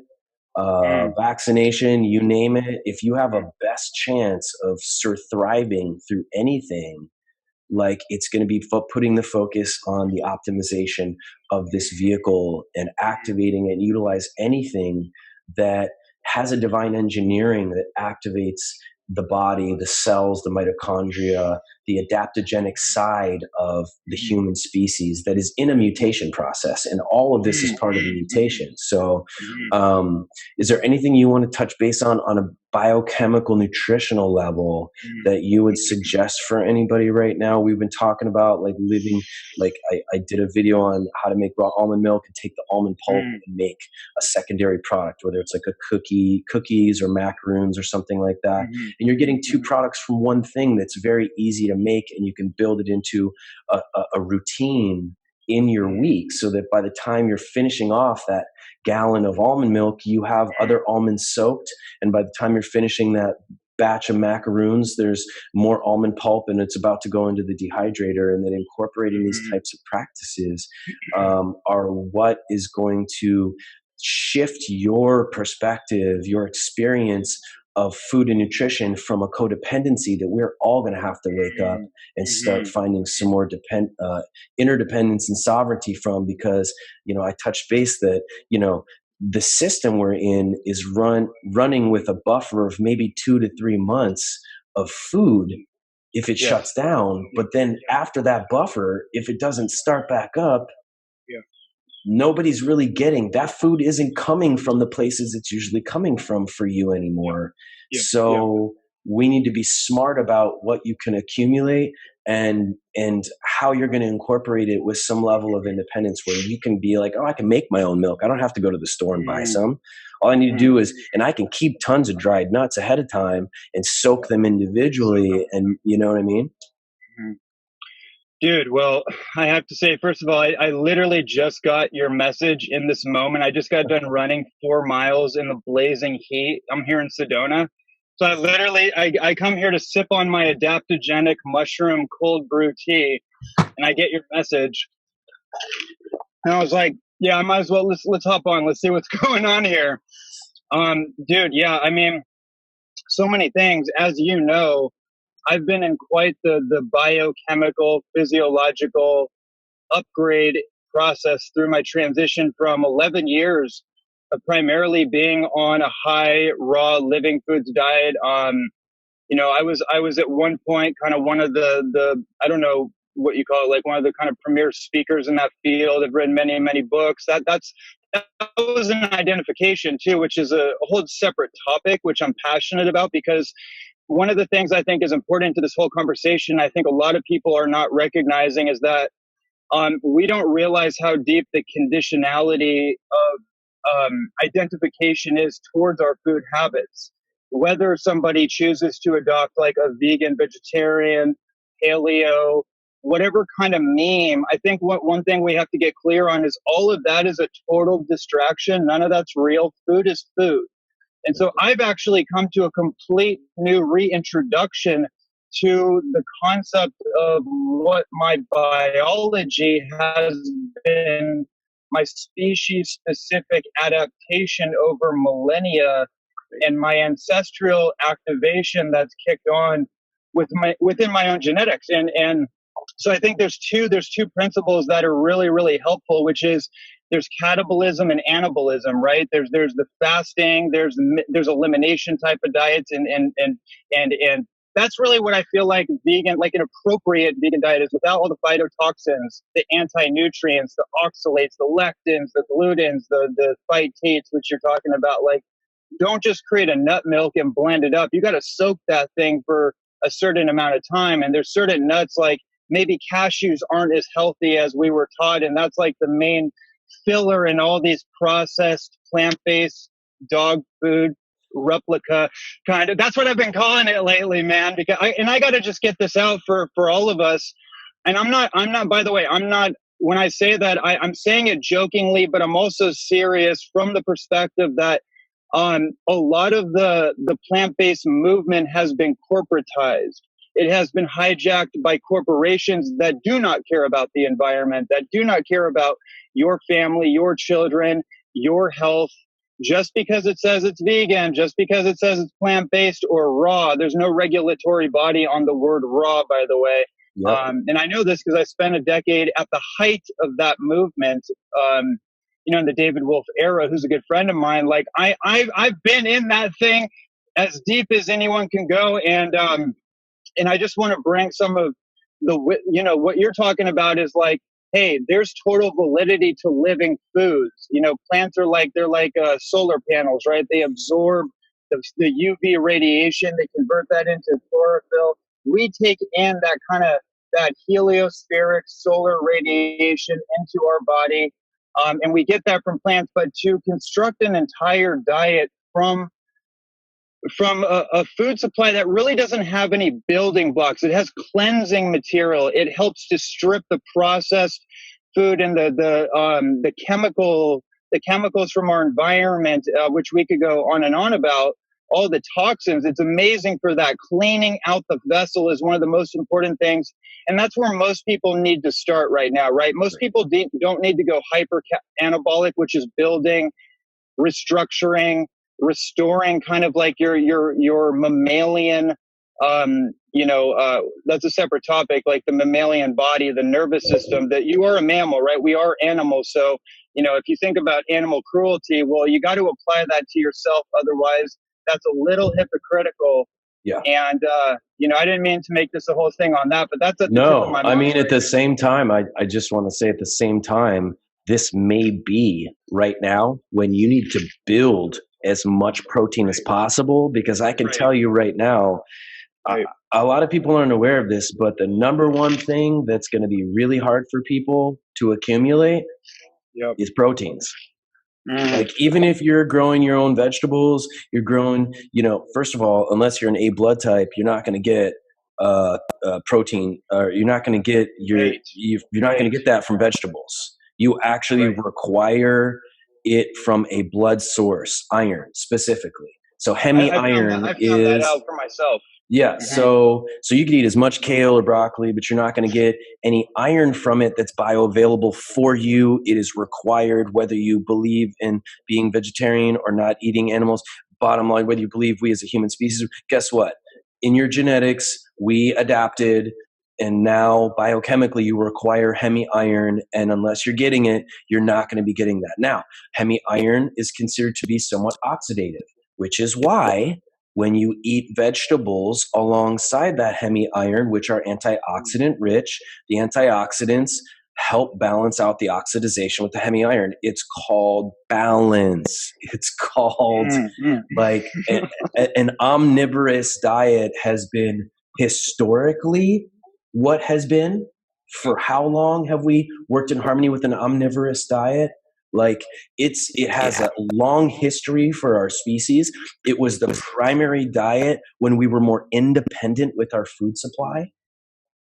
So we are connected to where our food came from. We had our own chickens, maybe our own goats or our own cows, and we also grew our own vegetables, and we harvested it and ate it in balance and in harmony. And there's a guy here on Kauai, his dad owns like the big hamburger place, Bubba's Burgers here, and he's actually vegetarian. But I sat down with him, and this is a vegetarian man whose father owns a burger place. And in our conversation, he still established, and I found this very interesting. He said, Micah, if you're eating food for solar kinetic light, there are two types of mammals. They're the mammals that get their light from vegetables, and they have a complex stomach that can break down the chlorophyll and absorb the light from those things. And then there's animals that get their light from eating those animals, because those animals have the most concentrated light in their tissue. They get it from the grass and the vegetables, and they're also out in it daily, soaking it up into their bodies. And he said, you cannot get the same level of solar kinetic light from vegetables and process it the way they can than what you can get from even the smallest piece of muscle tissue from an animal. And I will say one more to add into it, that one of my spiritual teachers who, again, and just to add in and support Ronnie in this, I was a vegan, raw food nutritionist and vegan fascist for almost 10 years and alienated a lot of my friends and family. I mean, I wrote a vegan living foods cookbook. I own a vegan living foods company. Okay. So if there are people to be speaking about this, that you can really see the perspective is not biased. It's like, we are not at all. Not at all. Like, we are the two people to really, and him and I have been talking about this for a while, because the bottom line is, and this is hard to process, you will never get the same level of nutritional complexity from a less complex organism. Yeah. And another thing I think you'll probably think is interesting, if you haven't already considered this, is that plants and animals are two different operating systems. Right. That was one of the things in this whole movement, with all of my research and all of the things that I've considered. And I was never really biased either. I just really believed in what I was. Not that it was wrong. It was just one side of one side of the swing. Right. Right. I studied Weston A. Price. I actually wanted to defend every single argument against veganism, that I studied every single argument against it. I could argue that thing backwards and forward. Me too. Better than vegans on YouTube now. I know that thing so deeply, and that's why I've now kind of shifted over into this approach of like, hey, let's start think veganism, because that's a concept that was created in 1944 by some dude named Don Watson, who was nothing more than like a cult leader, essentially, right? And so we don't find this phenomena in nature. You live in nature. I've lived in nature. I'm in Sedona. I've lived in Kauai with you, and in the many different islands. I've been around the world. I haven't been solely domesticated, although I'm a human who grew up in a domesticated situation. Undomesticating myself, learning of nature, and nature doesn't work within these myopic, compartmentalized lines of like ethics and morals and these kind of things. Not to say that ethics and morals aren't important, but when it comes to our health, our biology, our immunity, there is no consideration it's a neutral thing. We're talking about, it's like, biochemistry is neutral. Your body doesn't. Chess, but everybody's stuck on checkers. Yeah, biochemistry is neutral. Yeah. It's autonomous. Your body doesn't care, and I know this is hard for people to really receive because of the self-identification, the moral, ethical identification, the mental, intellectualized side of vegetarianism or veganism. But I'm going to say it really slowly. Your body doesn't care where it gets its nutrients and its nutritional elements from. It just knows that it needs amino acids, trace minerals, proteins, iron, all the variant vitamins, and probiotics, enzymes. If anything, your body expects more enzymes in your food than anything. It expects 70% of your enzymes to come from your food. So it's not really about, it's about eating things that are more alive than overcooked and dead. And I can tell you that the overcooked vegetarian Indian style foods are some of the harshest on your organs, on your gallbladder. If you really understood the biochemistry, you would go, and if you really dove into the feeling after, you would go, oh, what am I doing? And that's the thing, is that your Right. body The doesn't bloating, care. the farting, all that stuff. It doesn't care. It doesn't care where your nutrients come from. And if it doesn't get them, and it has a specific, this was a big thing for me when I understood that there's a certain amount of each thing that my body expects to get every day. And if I don't give it to it, it takes it from my own nutritional supply that I can never get back. And it starts with my bones, my muscles. And as your muscles get eaten away from and your fat gets eaten away, guess where it turns to next? Your brain. And it starts eating the nutrients from your brain. So basically, I want you to look at this on a principle level. If you are choosing to be a cannibal, which is eat yourself, over eating a regular allotment of nutrients that your body can bioavailably absorb and accept every day, what are you doing? Because not only are you eating away yourself, you are damaging your epigenetic nutritional supply that you're passing down to your children that you have been coasting off of from your ancestors that built it up in you. So I'm seeing the damage both on a physiological level to humans and their children because they're carrying out these mental beliefs. You and I have both talked about this. And I had a friend, unfortunately passed away. He was writing a book called Cannibalism in the New Age. And it was all about these human beings that are living these righteous intellectual diets, moral ethical diets, not listening to their biochemistry. And here's the illusion of it all. When you fast or you decide to get into one of these diets, you think you feel amazing. Do you know why you feel that? Because your body's going to coast off eating itself and giving itself everything it needs from your own bone supply or from your tissue supply because you're not getting it from somewhere else. So it's just eating it. And of course you're going to feel great. You're getting all the stuff you need, but you're eating it off your supply. So of course you're going to feel great. Then what's normally even described now for your average person that's fasting or transitions to this diet is you'll hit a wall where your body's like, yo, we're eating all our supply. We almost need to be smarter about rationing it to ourselves. And you'll hit this wall of exhaustion or depression, or you'll start feeling that your machine is running on fumes, so to speak. And that's kind of a confusing stage for a lot of people where they're like, oh, I think I'm just detoxing, or no, that's not it, buddy.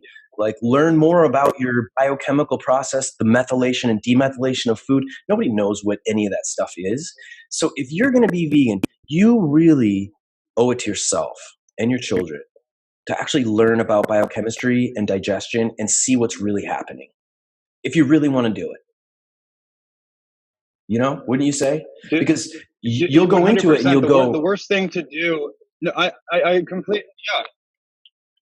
I completely agree 100%. And I've learned through trial and error, as you have, and I thrived for a long time because at a certain point, because I didn't know what I was doing in the beginning. I was just eating fruits and vegetables and just doing the thing.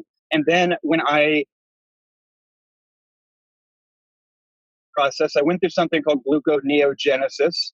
My protein deposit, I've grown up as an elite performing athlete. I had a significant amount of condensed muscle on me at the time. And then one day I wake up and everyone who was telling me things about my arms getting thin, the cheekbones protruding, the skin getting thin, the eye sockets getting a little deep, right? The sunken eyes. But here's the thing. When you go vegan, all of a sudden you know everything, right? So, and I was like 25 at the time, 24, on my way to 25. I was previously an Olympic hopeful in Taekwondo. So I at that point had found the Holy Grail, like we all do. Trust me, anyone who's just watching this, I just want you to understand something. We all have found the Holy Grail until it no longer was. Right. And what Mike is describing is so well articulated and so accurate. And so I was breaking down the first year, but I felt amazing because I had adrenaline and I had all this energy supply going through the breakdown of my protein deposits called sarcopenia, which is muscle wasting. I didn't know that, though. This is the thing I want people to understand. and this goes for any diet, by the way. I don't want to just pick on veganism. Everything is an experiment, damn it. Everything is an experiment. And I did not know what was happening until I had retrospect. I looked in the mirror one day and I was like, holy shit, they're right. That was the day I decided to become an educated vegan. I decided to educate myself, and I said, I better become a professional nutritionist, because there seems to be a good way to, and there seems to be an incorrect way to do this. Long story short, speed through 10 years. I rode solid through most of that, not all of that. I had many problems, don't need to go into it, but I was probably one of the best of my generation for the amount of time and how deep I went into it. And yet I met my threshold. Right. And what do I want? I want to skip past this, because that, there's one thing you said that I think you'll find entertaining. I brought this up at a dinner party last night with other people who were previously vegan in our community who no longer were. We were telling war stories from the good old raw food days. And I brought up this whole thing where I was like, challenges, but your whole model of reality is based within the plant-based world. You're not allowed to see out of it. So it puts you in this very precarious situation where you try the high carb, low carb, you're doing it wrong. That's always the thing. You're always doing it wrong. And then you start feeling depression. That starts kicking on. You have existential crisis, which mood affects disorders, your decision making from that point forward anyways, Right. So check this one out, right? I don't know if you've heard this, Micah. I heard this and I bought into it because of the spiritual community. I was like, oh, this must just be an ascension symptom.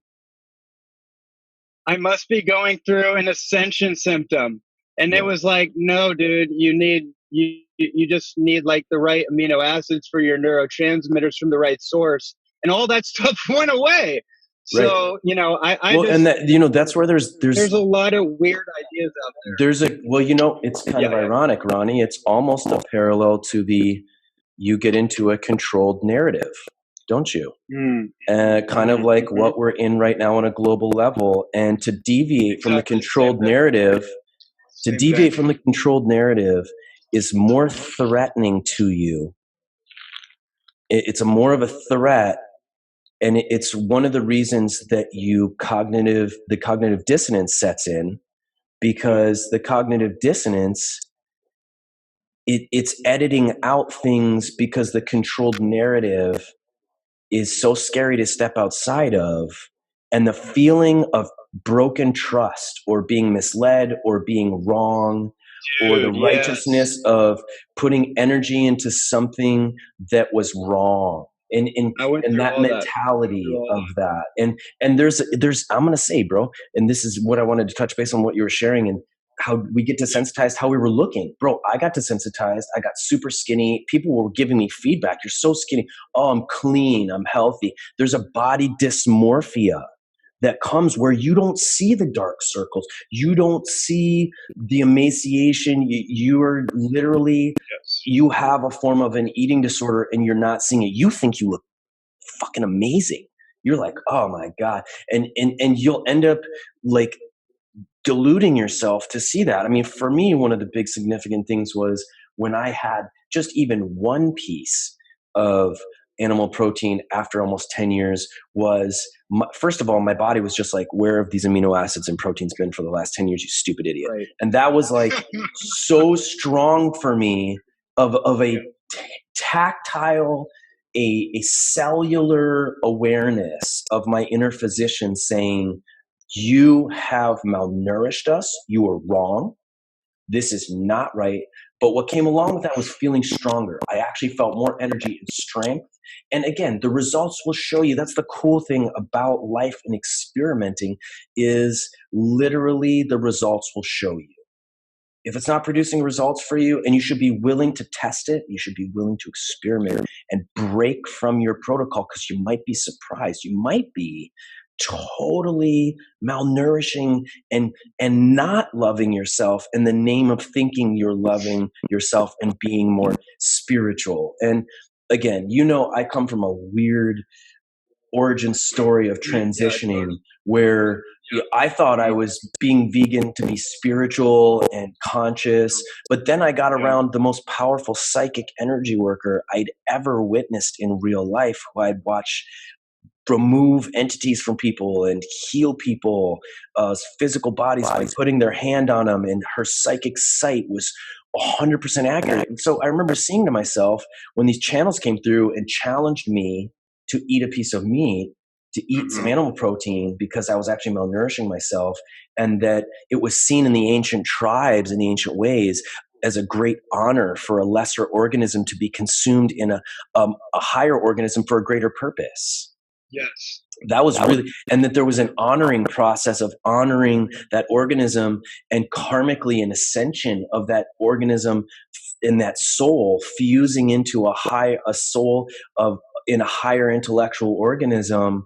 And there was this profound upgrade process that took place that was considered a great honor for the animal and for the individual, taking on the life and spirit of that animal. There came a spiritual aspect to it that I fully understood.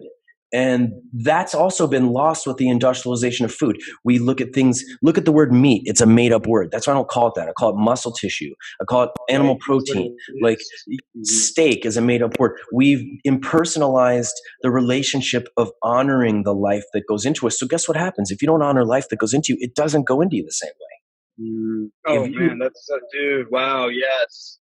If you honor everything that you consume, its spirit feels that honoring. I got goosebumps, and it goes into the system, and it will synthesize in you more effectively. Of course, if you don't know that, then we're desensitized to a lower exchange of consumption with an organism. We're not acknowledging and honoring it. It's not honoring us truly by synthesizing into us, since everything is alive. And it was, I saw, wow, okay, if this powerful person who I want to be conscious to develop skills psychically like this individual she would have to have a piece of filet mignon before she would go heal someone or do a psychic reading. It would charge her aura up. The energy would go into her and give her energy. And I watched it happen for a year of being around her. It was an experiential thing. And she would say, look at warriors. If they go to battle, they don't eat a bunch of salad. They eat, and they would harvest and honor an animal and consume its life force and go to battle the next day. So, another example, when I got MRSA staph, the doctors were like, you need to eat double the animal protein right now to fight this staph. You need to strengthen your immune system and battle this thing that is in your system, that is systemic in you. So I thought it was really interesting. I was like, wow, I really saw that. Wow, I'm fighting something systemic that's put cavernous holes in my tissue that feels like someone twisting a knife in my shoulder 24/7. I wake up with this pain, go to sleep with this pain, holes in my spine, and they're breaking out everywhere, and you can't stop it. It's a pretty crazy thing. You're having an internal war with a flesh-eating, bacteria.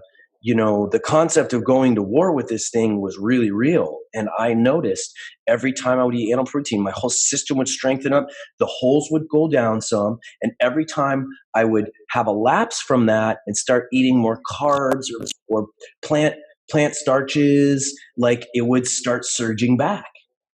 And it was like, again, experiential. There wasn't an amount of somebody telling me or giving me information that was shifting that for me. It was an experiential trial and error that gave me knowledge and wisdom through experience that transcended any vegan books or anything that you could really, and that's really what I challenge everyone to do, is experiment, because it's way easier to just listen to someone to tell you what to do. It's much more effort to experiment and see what works for your biochemistry and what doesn't work, Yeah, brother, you just said a lot right there. That's absolutely amazing. I mean, and a lot of that's my own same experience and just my own experiment, just feeling more shamanically connected to my food supply, feeling the life force and actually feeling the spirit of the animal that I was consuming. And it's not like it was an easy process. I had to pray just to actually allow myself to go through that. There's a huge transition period, and like, am I really doing this? Is this really happening? But I am doing it, and I am becoming more comfortable. And I think the bigger topic, because you mentioned like what we're talking about is almost identical to what is going on in our world with this COVID-19 malarkey and this whole scenario. It's literally the same phenomenon of cognitive dissonance and undereducation, lack of personalized education of how your body and your health works. Because if most people understood we were a bacterial viral civilization of cells that's coming in contact with viruses and bacteria daily and seasonally, then you would have broken the smoke screen of this right away. You would have been like, what? Dude, you kidding me? Like, I have done some studying. I know microbiology and virology. I know coronavirus is the most common virus in my cellular constitute. And there's only one specific strain you're identifying, but your tests identify all strains. So of course that's going to skew numbers and make stuff weird. And not to mention, I've been doing some studying of technology and electrifying the atmosphere and the effects that has on the organisms on the surface of the planet. And I've done some historical digging and seen that there's been electromagnetic and electrification upgrades in 1918 and 1968 when there were both other effects on the human populace, and our effects are in how we could fight viruses in general introduced. Obviously, one of those being vaccination introduced, right? Obviously, I think one of the most interesting things is this whole thing that's come out about the animal genetics from the mice. You've heard about this thing where Dr. Mikovits, the one that has been getting really slammed, character assassinated because she's speaking out about a lot of stuff right now, and people are paying attention. One of her primary discoveries was that the compromise from vaccinations was from this faulty genetics from a mice brain, like the brain of a mice, the genetic parts of the mice that actually caused this fatigue syndrome for women that was disregarded at first, even by the medical community. And she found ties together that it was actually from this genetics, this RNA genetics from a mouse that's highly infectious to other stuff in a lab. So even if it was just in the lab, it could infect other elements. And then that actually is what caused this, human fatigue syndrome in women that was going around that no one could track. And they were just disregarding it as, oh, women are just exhausted and blah, blah, blah. But it wasn't that, actually. And this is what happens when you mess with genetics and you don't trust the inner physician. And that was another thing we talked about. I'm sure you'll have something to say on this. That isn't it crazy that the medical professionals that are supposed to represent humanity publicly outspeaking after the president of this country, whether you like him or not, are not addressing immunity at all or understanding how your immune system works?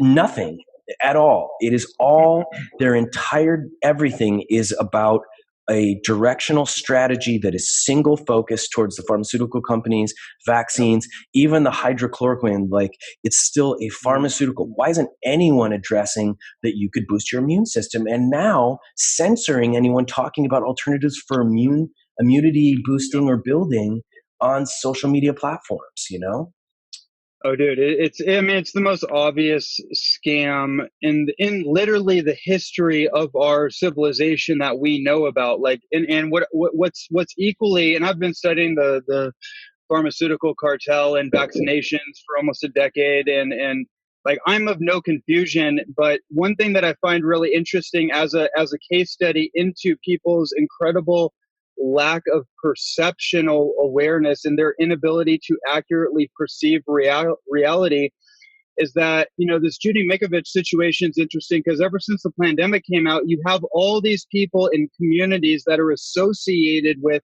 spirituality and consciousness and higher learning and higher thinking. And they're all, have you seen this? They're all on Facebook saying, we need to critically think. Don't believe every conspiracy theory. Even the usage of the word conspiracy theory tells me you don't know what you're talking about. Which we established earlier on this exploration was coined in 1976. documented public access documents by the CIA as a weaponized phrase to disregard news and information coming out outside of the controlled narrative, that they even were in front of Congress establishing that they had operatives in all the major news networks that hand stories down, is how they described it, or pass on stories for the news networks or whatever. So yeah, 100%, this aspect of this phrase being weaponized. I'll give an example. I touched base with my mom, who's a nurse, who already disregards almost everything I talk about because the concept that I'm a conspiracy theorist, just from my radio show I had 12 years ago, covering a lot of the stuff that's coming out now 12 years ago, which is one of the things I touch base on. It's so much more real for those of us that have been researching this for longer. It's not a new, trippy, weird thing we have to accept. It's not a new thing. It's a follow-up of, whoa, it's coming to a head now from 12 or 15 years ago. I was looking into this stuff.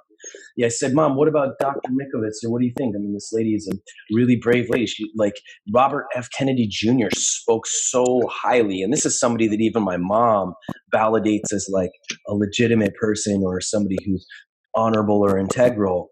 And she, you know, her first response, yeah, somebody sent me a debunked something about that lady's credibility. And I'm just like, wow.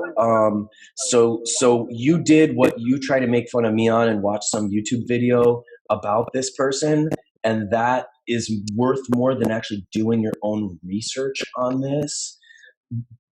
When character assassination is one of the first things that they've done to events that my mom has had to accept that were real, from Watergate to you name it, like character assassination is a common thing. Right. She established right off the bat, I'm not going to believe anything that you talk about. I have been isolated off as nothing I have to share is valid. You're messing with my reality and what I believe to be true. But ultimately, the concept that I could have built a relationship with news networks that I know, this is our parents' generation, of news foundational epicenters where I learn things, is controlled, manipulated, and false, is so much of a betrayal to take on that she cannot accept. That it is makes more sense and it's safer to say, these are my safe sources. You are off in wacko land. And I tell you, Ronnie, and you know this as well, there will be coming a time soon where they're not going to be able to do that. And a lot of people are going to be humbled and having to really process what is revealed. And I welcome that time. I will not be righteous and will be very compassionate to support your acceptance of things that are coming out to be revealed in this great revealing apocalypse period that we're in, which is the great revealing. And I promise I will be gentle and not go, ha ha, told you, mofo. You know what I mean? Because that is ultimately not helping anybody. That's the last thing you want to hear. That's the last thing I wanted to hear when I realized I had been malnourishing myself for almost 10 years off of my righteous, spiritual, intellectual belief system. I was deeply humbled. But I was excited with what I could do with that new knowledge, and then I needed to catch up. I needed to catch up and rebuild my muscular constitute. And if anything, I will say that is what I'm feeling right now with the timeline and food shortages, is I have intuitively been like, stock up on protein, mofo, like eat as much protein and build it up in your body right now so you can be living off of that through whatever transitional shortages are coming. And as I just planted a garden, we got chickens going. I'm blessed to be on a property where I can actually start getting some sustainability, and it feels amazing to look out over my garden with things that I've planted that are growing and happy. And it's one of those little boxes on my list I've been wanting to check, because I was able to get into a new house with a property where I can have that now. We couldn't before. And a lot of people are facing that.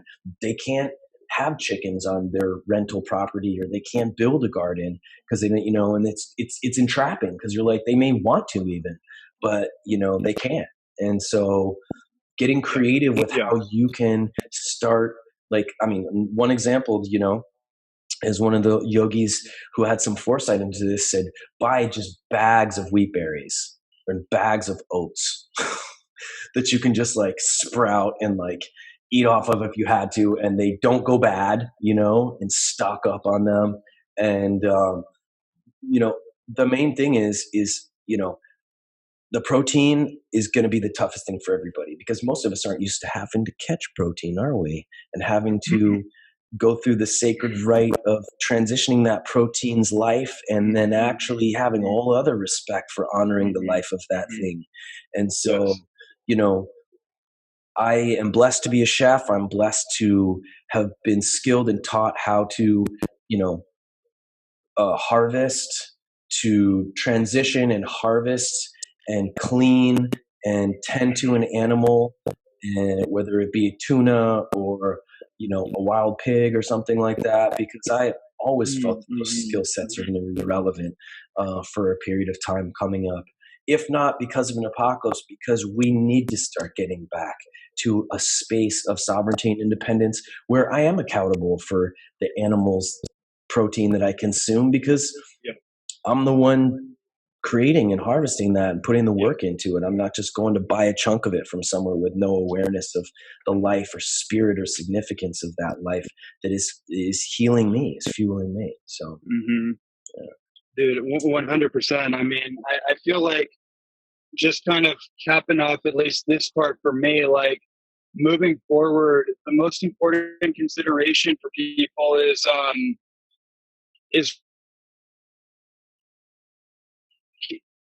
I'll just say for what I'm doing. So I'm on pretty much a modified carnivore approach for the last 3 months. And one reason for that is because I need to restore and recover from the nutrient deficiencies, from the inability of supplementation to fill in those gaps. Like I'm actually in a recovery restoration process, and also getting back to what it means to be a fully functional human being, which is a process. By the way, it's like a process. What real masculinity is. It is a process. Yeah, it'll probably take me another 3 or 5 or maybe 7 months to fully come back into like full sufficiency. I feel good, but there's little stuff like I'm recovering, and it's humbling, but it's also exciting because it's putting me on a new track. It's like I was a black belt in plant-based nutrition. Like it's like a whole new world just got opened up to me, and a whole new community of people in the whole I can provide my voice to just opened up, where before that was kind of just not really open and available because of the biases. So I'm doing that for my personal health, but also moving of future. I do have the ability to fast. I've done fasting. I know how to fast, but this time, if for any reason, and I don't perceive I will, because I'm stocking up as much as possible. But let's say hypothetically, I do need to fast, or I do have to, meat shortages or whatever not available for a period of time. I will have stored up enough of that DNA and enough of that nervous system building material where I'm not going to run into deficits and deficiencies. I'm going to be of my brain and my consciousness and my and my physical health actually be a good thing. We all need to fast and famine at times, right? But at least it's not going to it's not going to come from nowhere. Like I'm going to be prepared for it. I'm not, and this is just what I would say for people, because this is where the conversation started and went into. It doesn't matter what your concepts or ideas about what's right or wrong is. All that matters is, can you accurately perceive reality or not? To see it or not. If you don't, no amount of evidence or information is going to make a damn difference. You got to take the goggles off from your eyes that you're wearing, whatever biases you have, so you can see, okay, what does the human body need? What does the brain need? What does my consciousness need? What these things, and getting out of these preferences, because we really don't know anything other than following the lead of our body's, our body's inner physician, as you say. Right. Yeah, because we don't know what we don't know. Bottom line, we don't know what we don't know, and at the same time, we were designed around intermittent fasting. Actually, we were designed to not have 3 meals of of animal proteins a day anyways. We were designed to go distances where the body would naturally fast. It would eat off stuff that was toxic because it would burn it off. And then we would replenish with a reboost of amino acids and animal protein and spirit and life that would come into us and honor that. And then we would potentially be fasting again, so to speak, until we came into a flow or a harvest of another organism that we honored that nourished us. That's actually the most identifiable and familiar to our human body. It's actually foreign to give our body 3 meals through the day. The body's like, what's happening? Why do I have all this stuff thrown at me? I haven't even digested this first thing. And so I find myself naturally fasting through lunch and having like almost an earlier dinner usually that's digestible, and I'm still active before I go to sleep. And even if I eat later and have a later digestion, because I've been burning off and fasting and building my stomach acids and building my combustion, when I do eat whatever it is, it's just synthesized. It doesn't sit. It's not stagnant. It's not chunking through my abdomen because of the thing I ate 3 hours prior that I stuffed myself with, you know. And so your body more naturally accepts that bioavailable absorption. So I have a little munchkin that's come in, and this is kind of we're a little past our window of our third day live event, but I'm so honored that you came on with me to talk about some of this, bro. And this live event was a free offering to like promote for education platforms on the Trinity of Health and Wellness, which is biochemical nutrition, the yogic sciences of breath, and neuromuscular release therapy, or cross-laterally activating the tissue and unlocking and activating the inner physician. And I know that, not only have you gotten to play and explore the Trinity of Health and Wellness, you've gotten to try all 3, which is awesome to be able to say that, you have experienced all 3 and experienced benefits from. But I also see that from the time we even activated your nervous system for the first time, I saw such dramatic progressive shifts in you, even with us not doing neuromuscular therapy for a number of years after. I was watching this progressive evolution from starting those core neurochemical memory releases. They were a catalyst to liberate you to ultimately find your authenticity from a very extremely ingrained place of veganism that's in your tissue identified.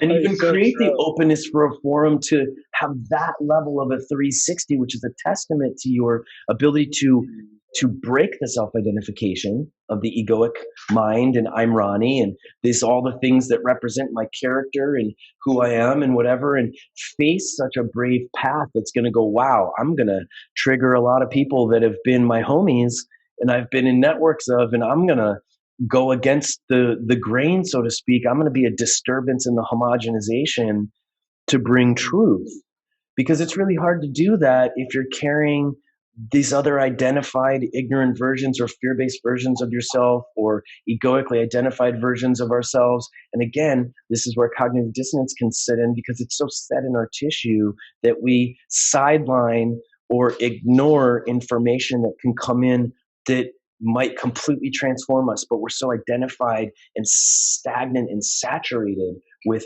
this identity that to go outside of it is scary. And we all know that the greatest fear to humanity is the fear of the unknown. And oh man, it looks like we lost our dear brother, but I just want to say thank you so much, Ronnie, and thank you, all of you. I'm excited. Ronnie and I are I'm going to be coming on to one of Ronnie's podcasts and speaking. I'm really excited, even just from this. I'm greatly fueled to just explore and get into it, because just so everybody knows, this is what Ronnie and I just do, sitting around with each other. So at one point we were like, wow, we need to really record a lot of this. So I'm honored he hopped on with us, bro. Thank you for your time and coming on last minute like that. And everybody, it's been an honor to do this 3-day offering, this live event. it is just scratching the surface, and we are going to be, like I said, creating 3 identification platforms for the Trinity of Health and Wellness, one for biochemical nutrition, and a platform with educational content, as well as packages for you to refine and explore your biochemical nutrition lifestyle. Neuromuscular release therapy, there's a self-treatment system, and a 12 video series we're going to be putting out, as well as packages for mentorship, and web classes that we're going to be doing as well for Matrix Body Mechanics. And then, of course, the yogic sciences of breath through the yogic sciences of the rishis and Raja Rishi Yoga, and learning the breath mechanics and all of the neat divine engineered aspects of the system and sciences of the yoga of the rishis. Rishis being just the first humans that really facilitated through the instruction manual chapter for how the body oxygenates and opens and activates and decompresses and flexes and stretches itself.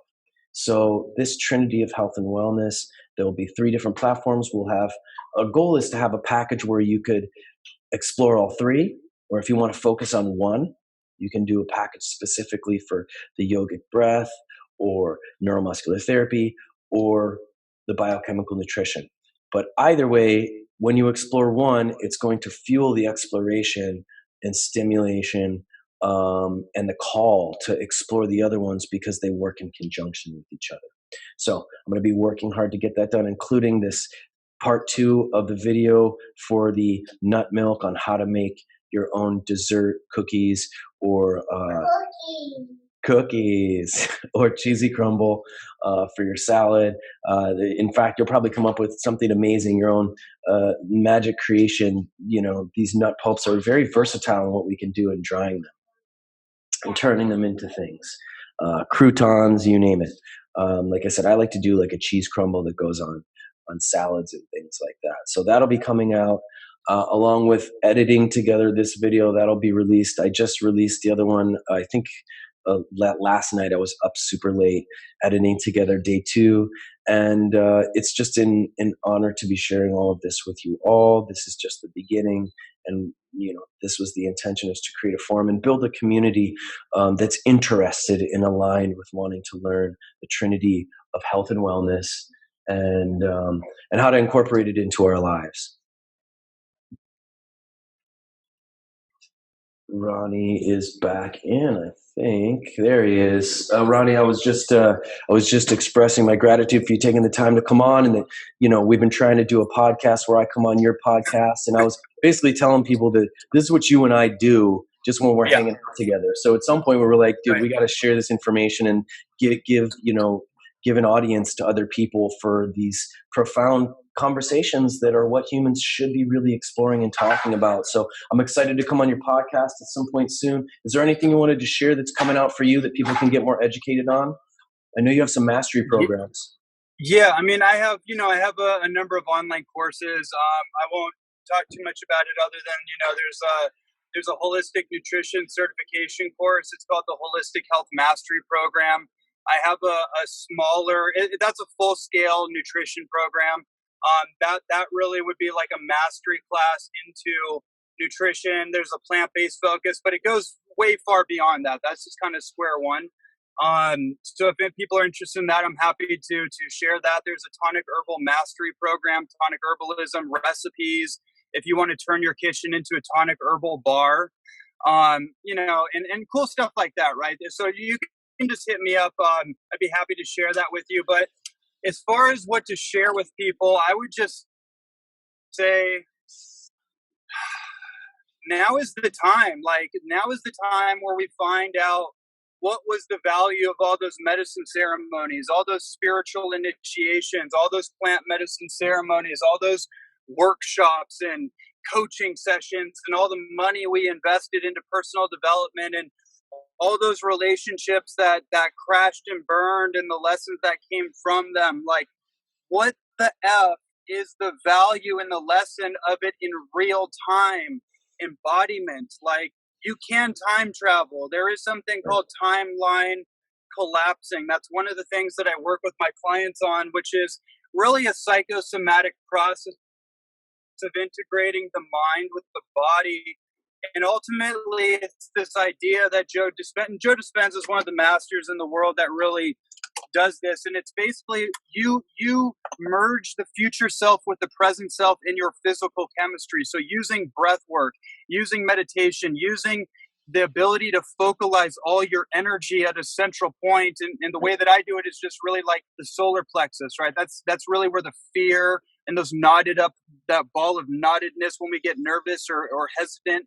But that's also where the fucking courage is. It's so you untie that knot, and then all of a sudden what comes out of it is like, that's your power, right? So I guess what I'm saying is, whatever you got to do nutritionally, biochemically, fitness wise, you got to have some kind of movement practice. You got to be strengthening yourself physically, intellectually, et cetera, et cetera, et cetera. Whatever you got to do for you and your family right now, do not be bashful. If you got to speak your truth, what's his name? George Edward, he's a famous truther, but I heard an interview recently with this guy, Sasha Stone, who's one of the people that I really think is just absolutely brilliant, along with yourself.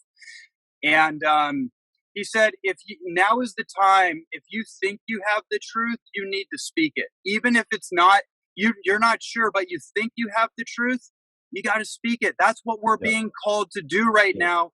Are we going to stand up for ourselves? Are we going to stand up for what's right? Because we have been complacent and domesticated, and now is the time to liberate ourselves from the shackles of voluntary slavery, and that also means getting off the pet food diet.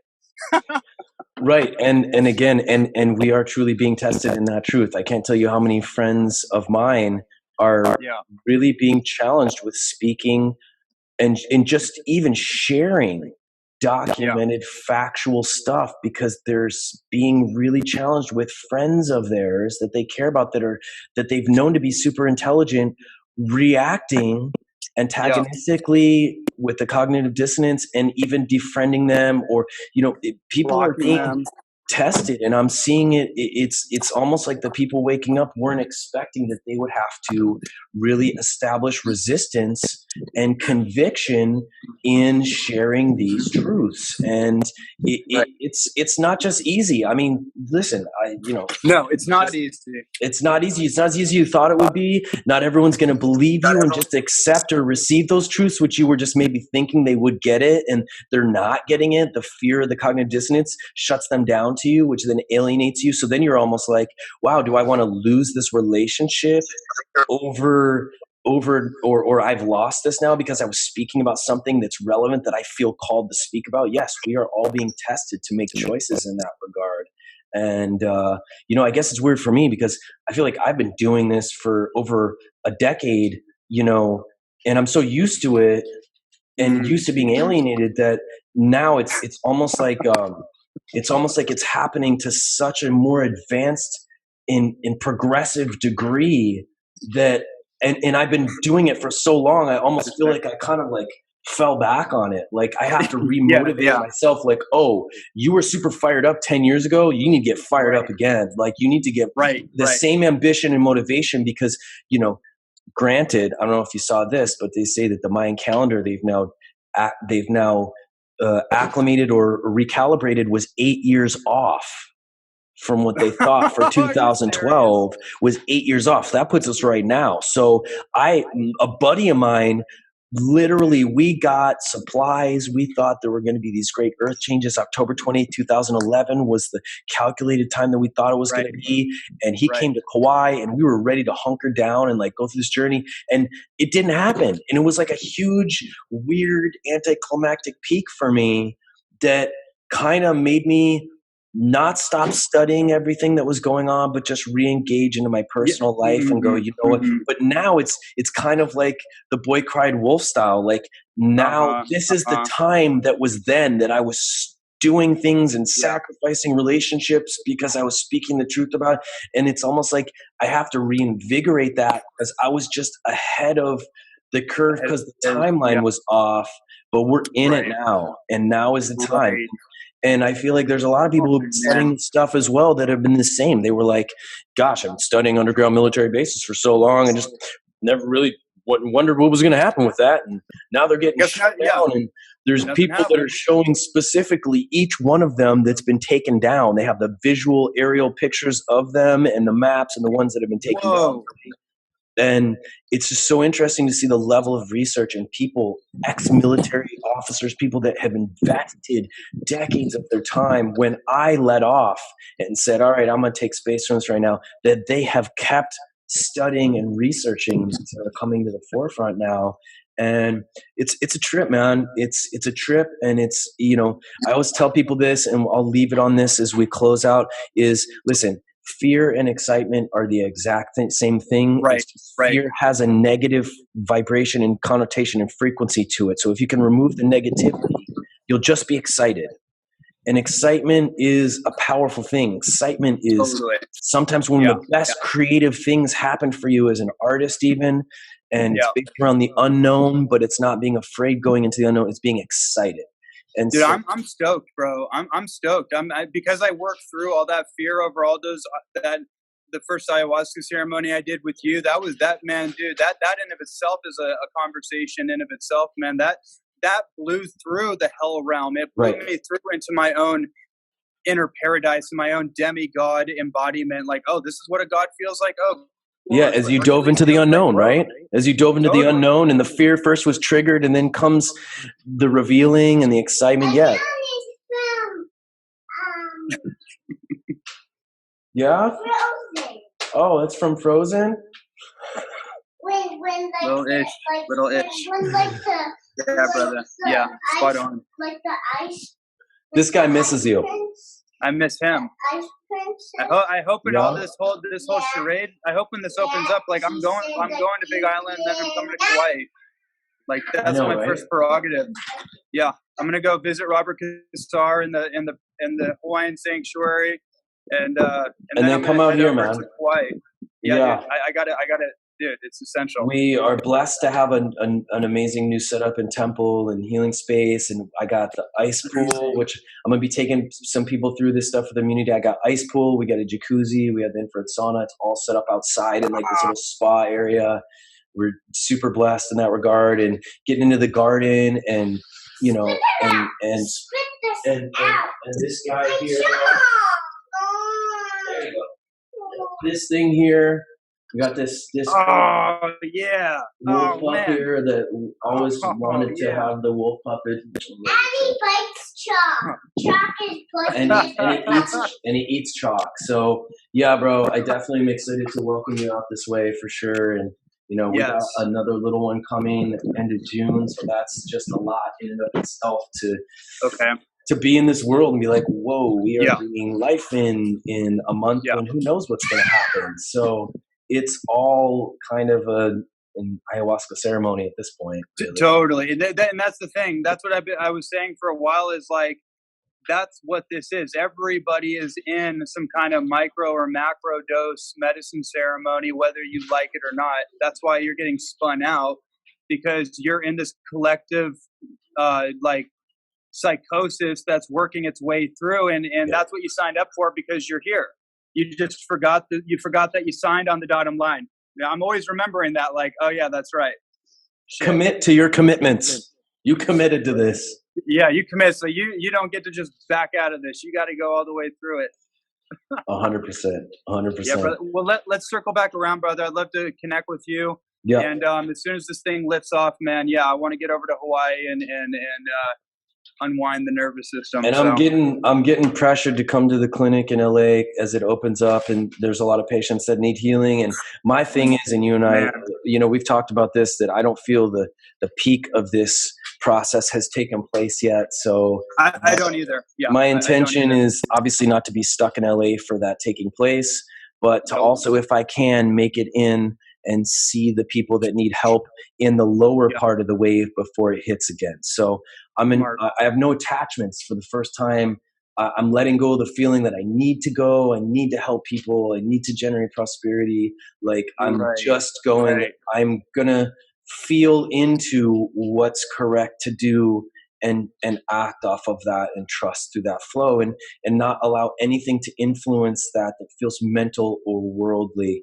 and going to that guttural, and I was talking about this before, and I know that you can acknowledge this as we finish, is the inner physician I always talk about is in charge of the automation functionality of the body, making your blood filter and stuff, and it loses its effectiveness of automation because we're not stimulating it, which is our one role as the user of the biological computer, is to engage stimulating the inner physician's parts and mechanics so that the optimization stays higher, kind of like servicing an engine so it keeps running better than it did last year, or at least as good, because it's going to slowly start wearing naturally, right? Right. And so, but one thing that I don't talk about very much, and we touch base on today, is how the inner physician actually guides intuitive decision making and the feeling of where your body gets taken over and you kind of just, your body starts doing stuff. Like I was describing it in making a tonic, for instance, and how I don't think about measuring at this point. My body just is guided to scoop this, put this in, and it becomes this intuitive nature. And you can listen to it more and it comes out more prominently the more the inner physician gets aligned. And so it's kind of an added benefit about this inner physician and the guttural intelligence is the intuition aspect of being guided through this inner physician with your decision making, through your choices, through your guidance of what to do, what choice to make in the moment, in the present. So, activating the circuitry allows for, also operational guidance here from here instead of just mentally in here in the left brain.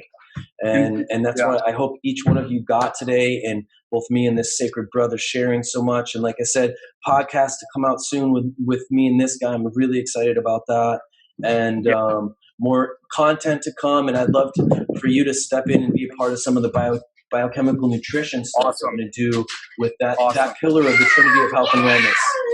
So now it's officially a wolf and baby brawl is taking place now because I'm past my window for broadcasting anyways. I pushed it, and now comes the wrath. You guys get the more authentic experience of what it is to be in my home on the day-to-day in this wonderful time of apocalypse and Mother's Day. So I'm so grateful to each one of you. Blessings, brother. Thanks for taking the time to be with it. We'll talk soon, you and I. And again, you guys check out Ronnie. What's the website you should check out for any information for you? Yeah, just check me out on Facebook right now. I just changed the website, so it's on my profile. But if you are interested in anything, you can just every day I'm hitting messages. I'm just like blasting this thing wide open in my own little way on Facebook. So you can just follow me there. That's where I'm most active, and I'm happy to connect. Yep. Awesome. And check us out at www.matrixbodymechanics.com. Join the Facebook group for Matrix Body Mechanics. All these videos and content will be uploaded to there. We're trying to build a community to start offering more content and packages, and there's an opt-in and a portal as well on the website to take you there. Thank you all so much. Stay strong, stay safe, stay centered, and listen to thyself. Cultivate thyself internally, because this environment can handle anything you can't control of out here. So this is where the revolution and the liberation can be the focus that's empowering, because you can't change what's going on. We can only witness and educate and be aware. But ultimately, it's going to come down to your key decisions in reacting to that external environment. And the best way to be clear on what to do is this thing getting really dialed in the mind. Aloha, Satnam, Waheguru to all of you. We'll talk soon. Blessings. Bye, brother. Body, mind, consciousness. Getting the energy to flow, opening up your senses so you can start feeling energy.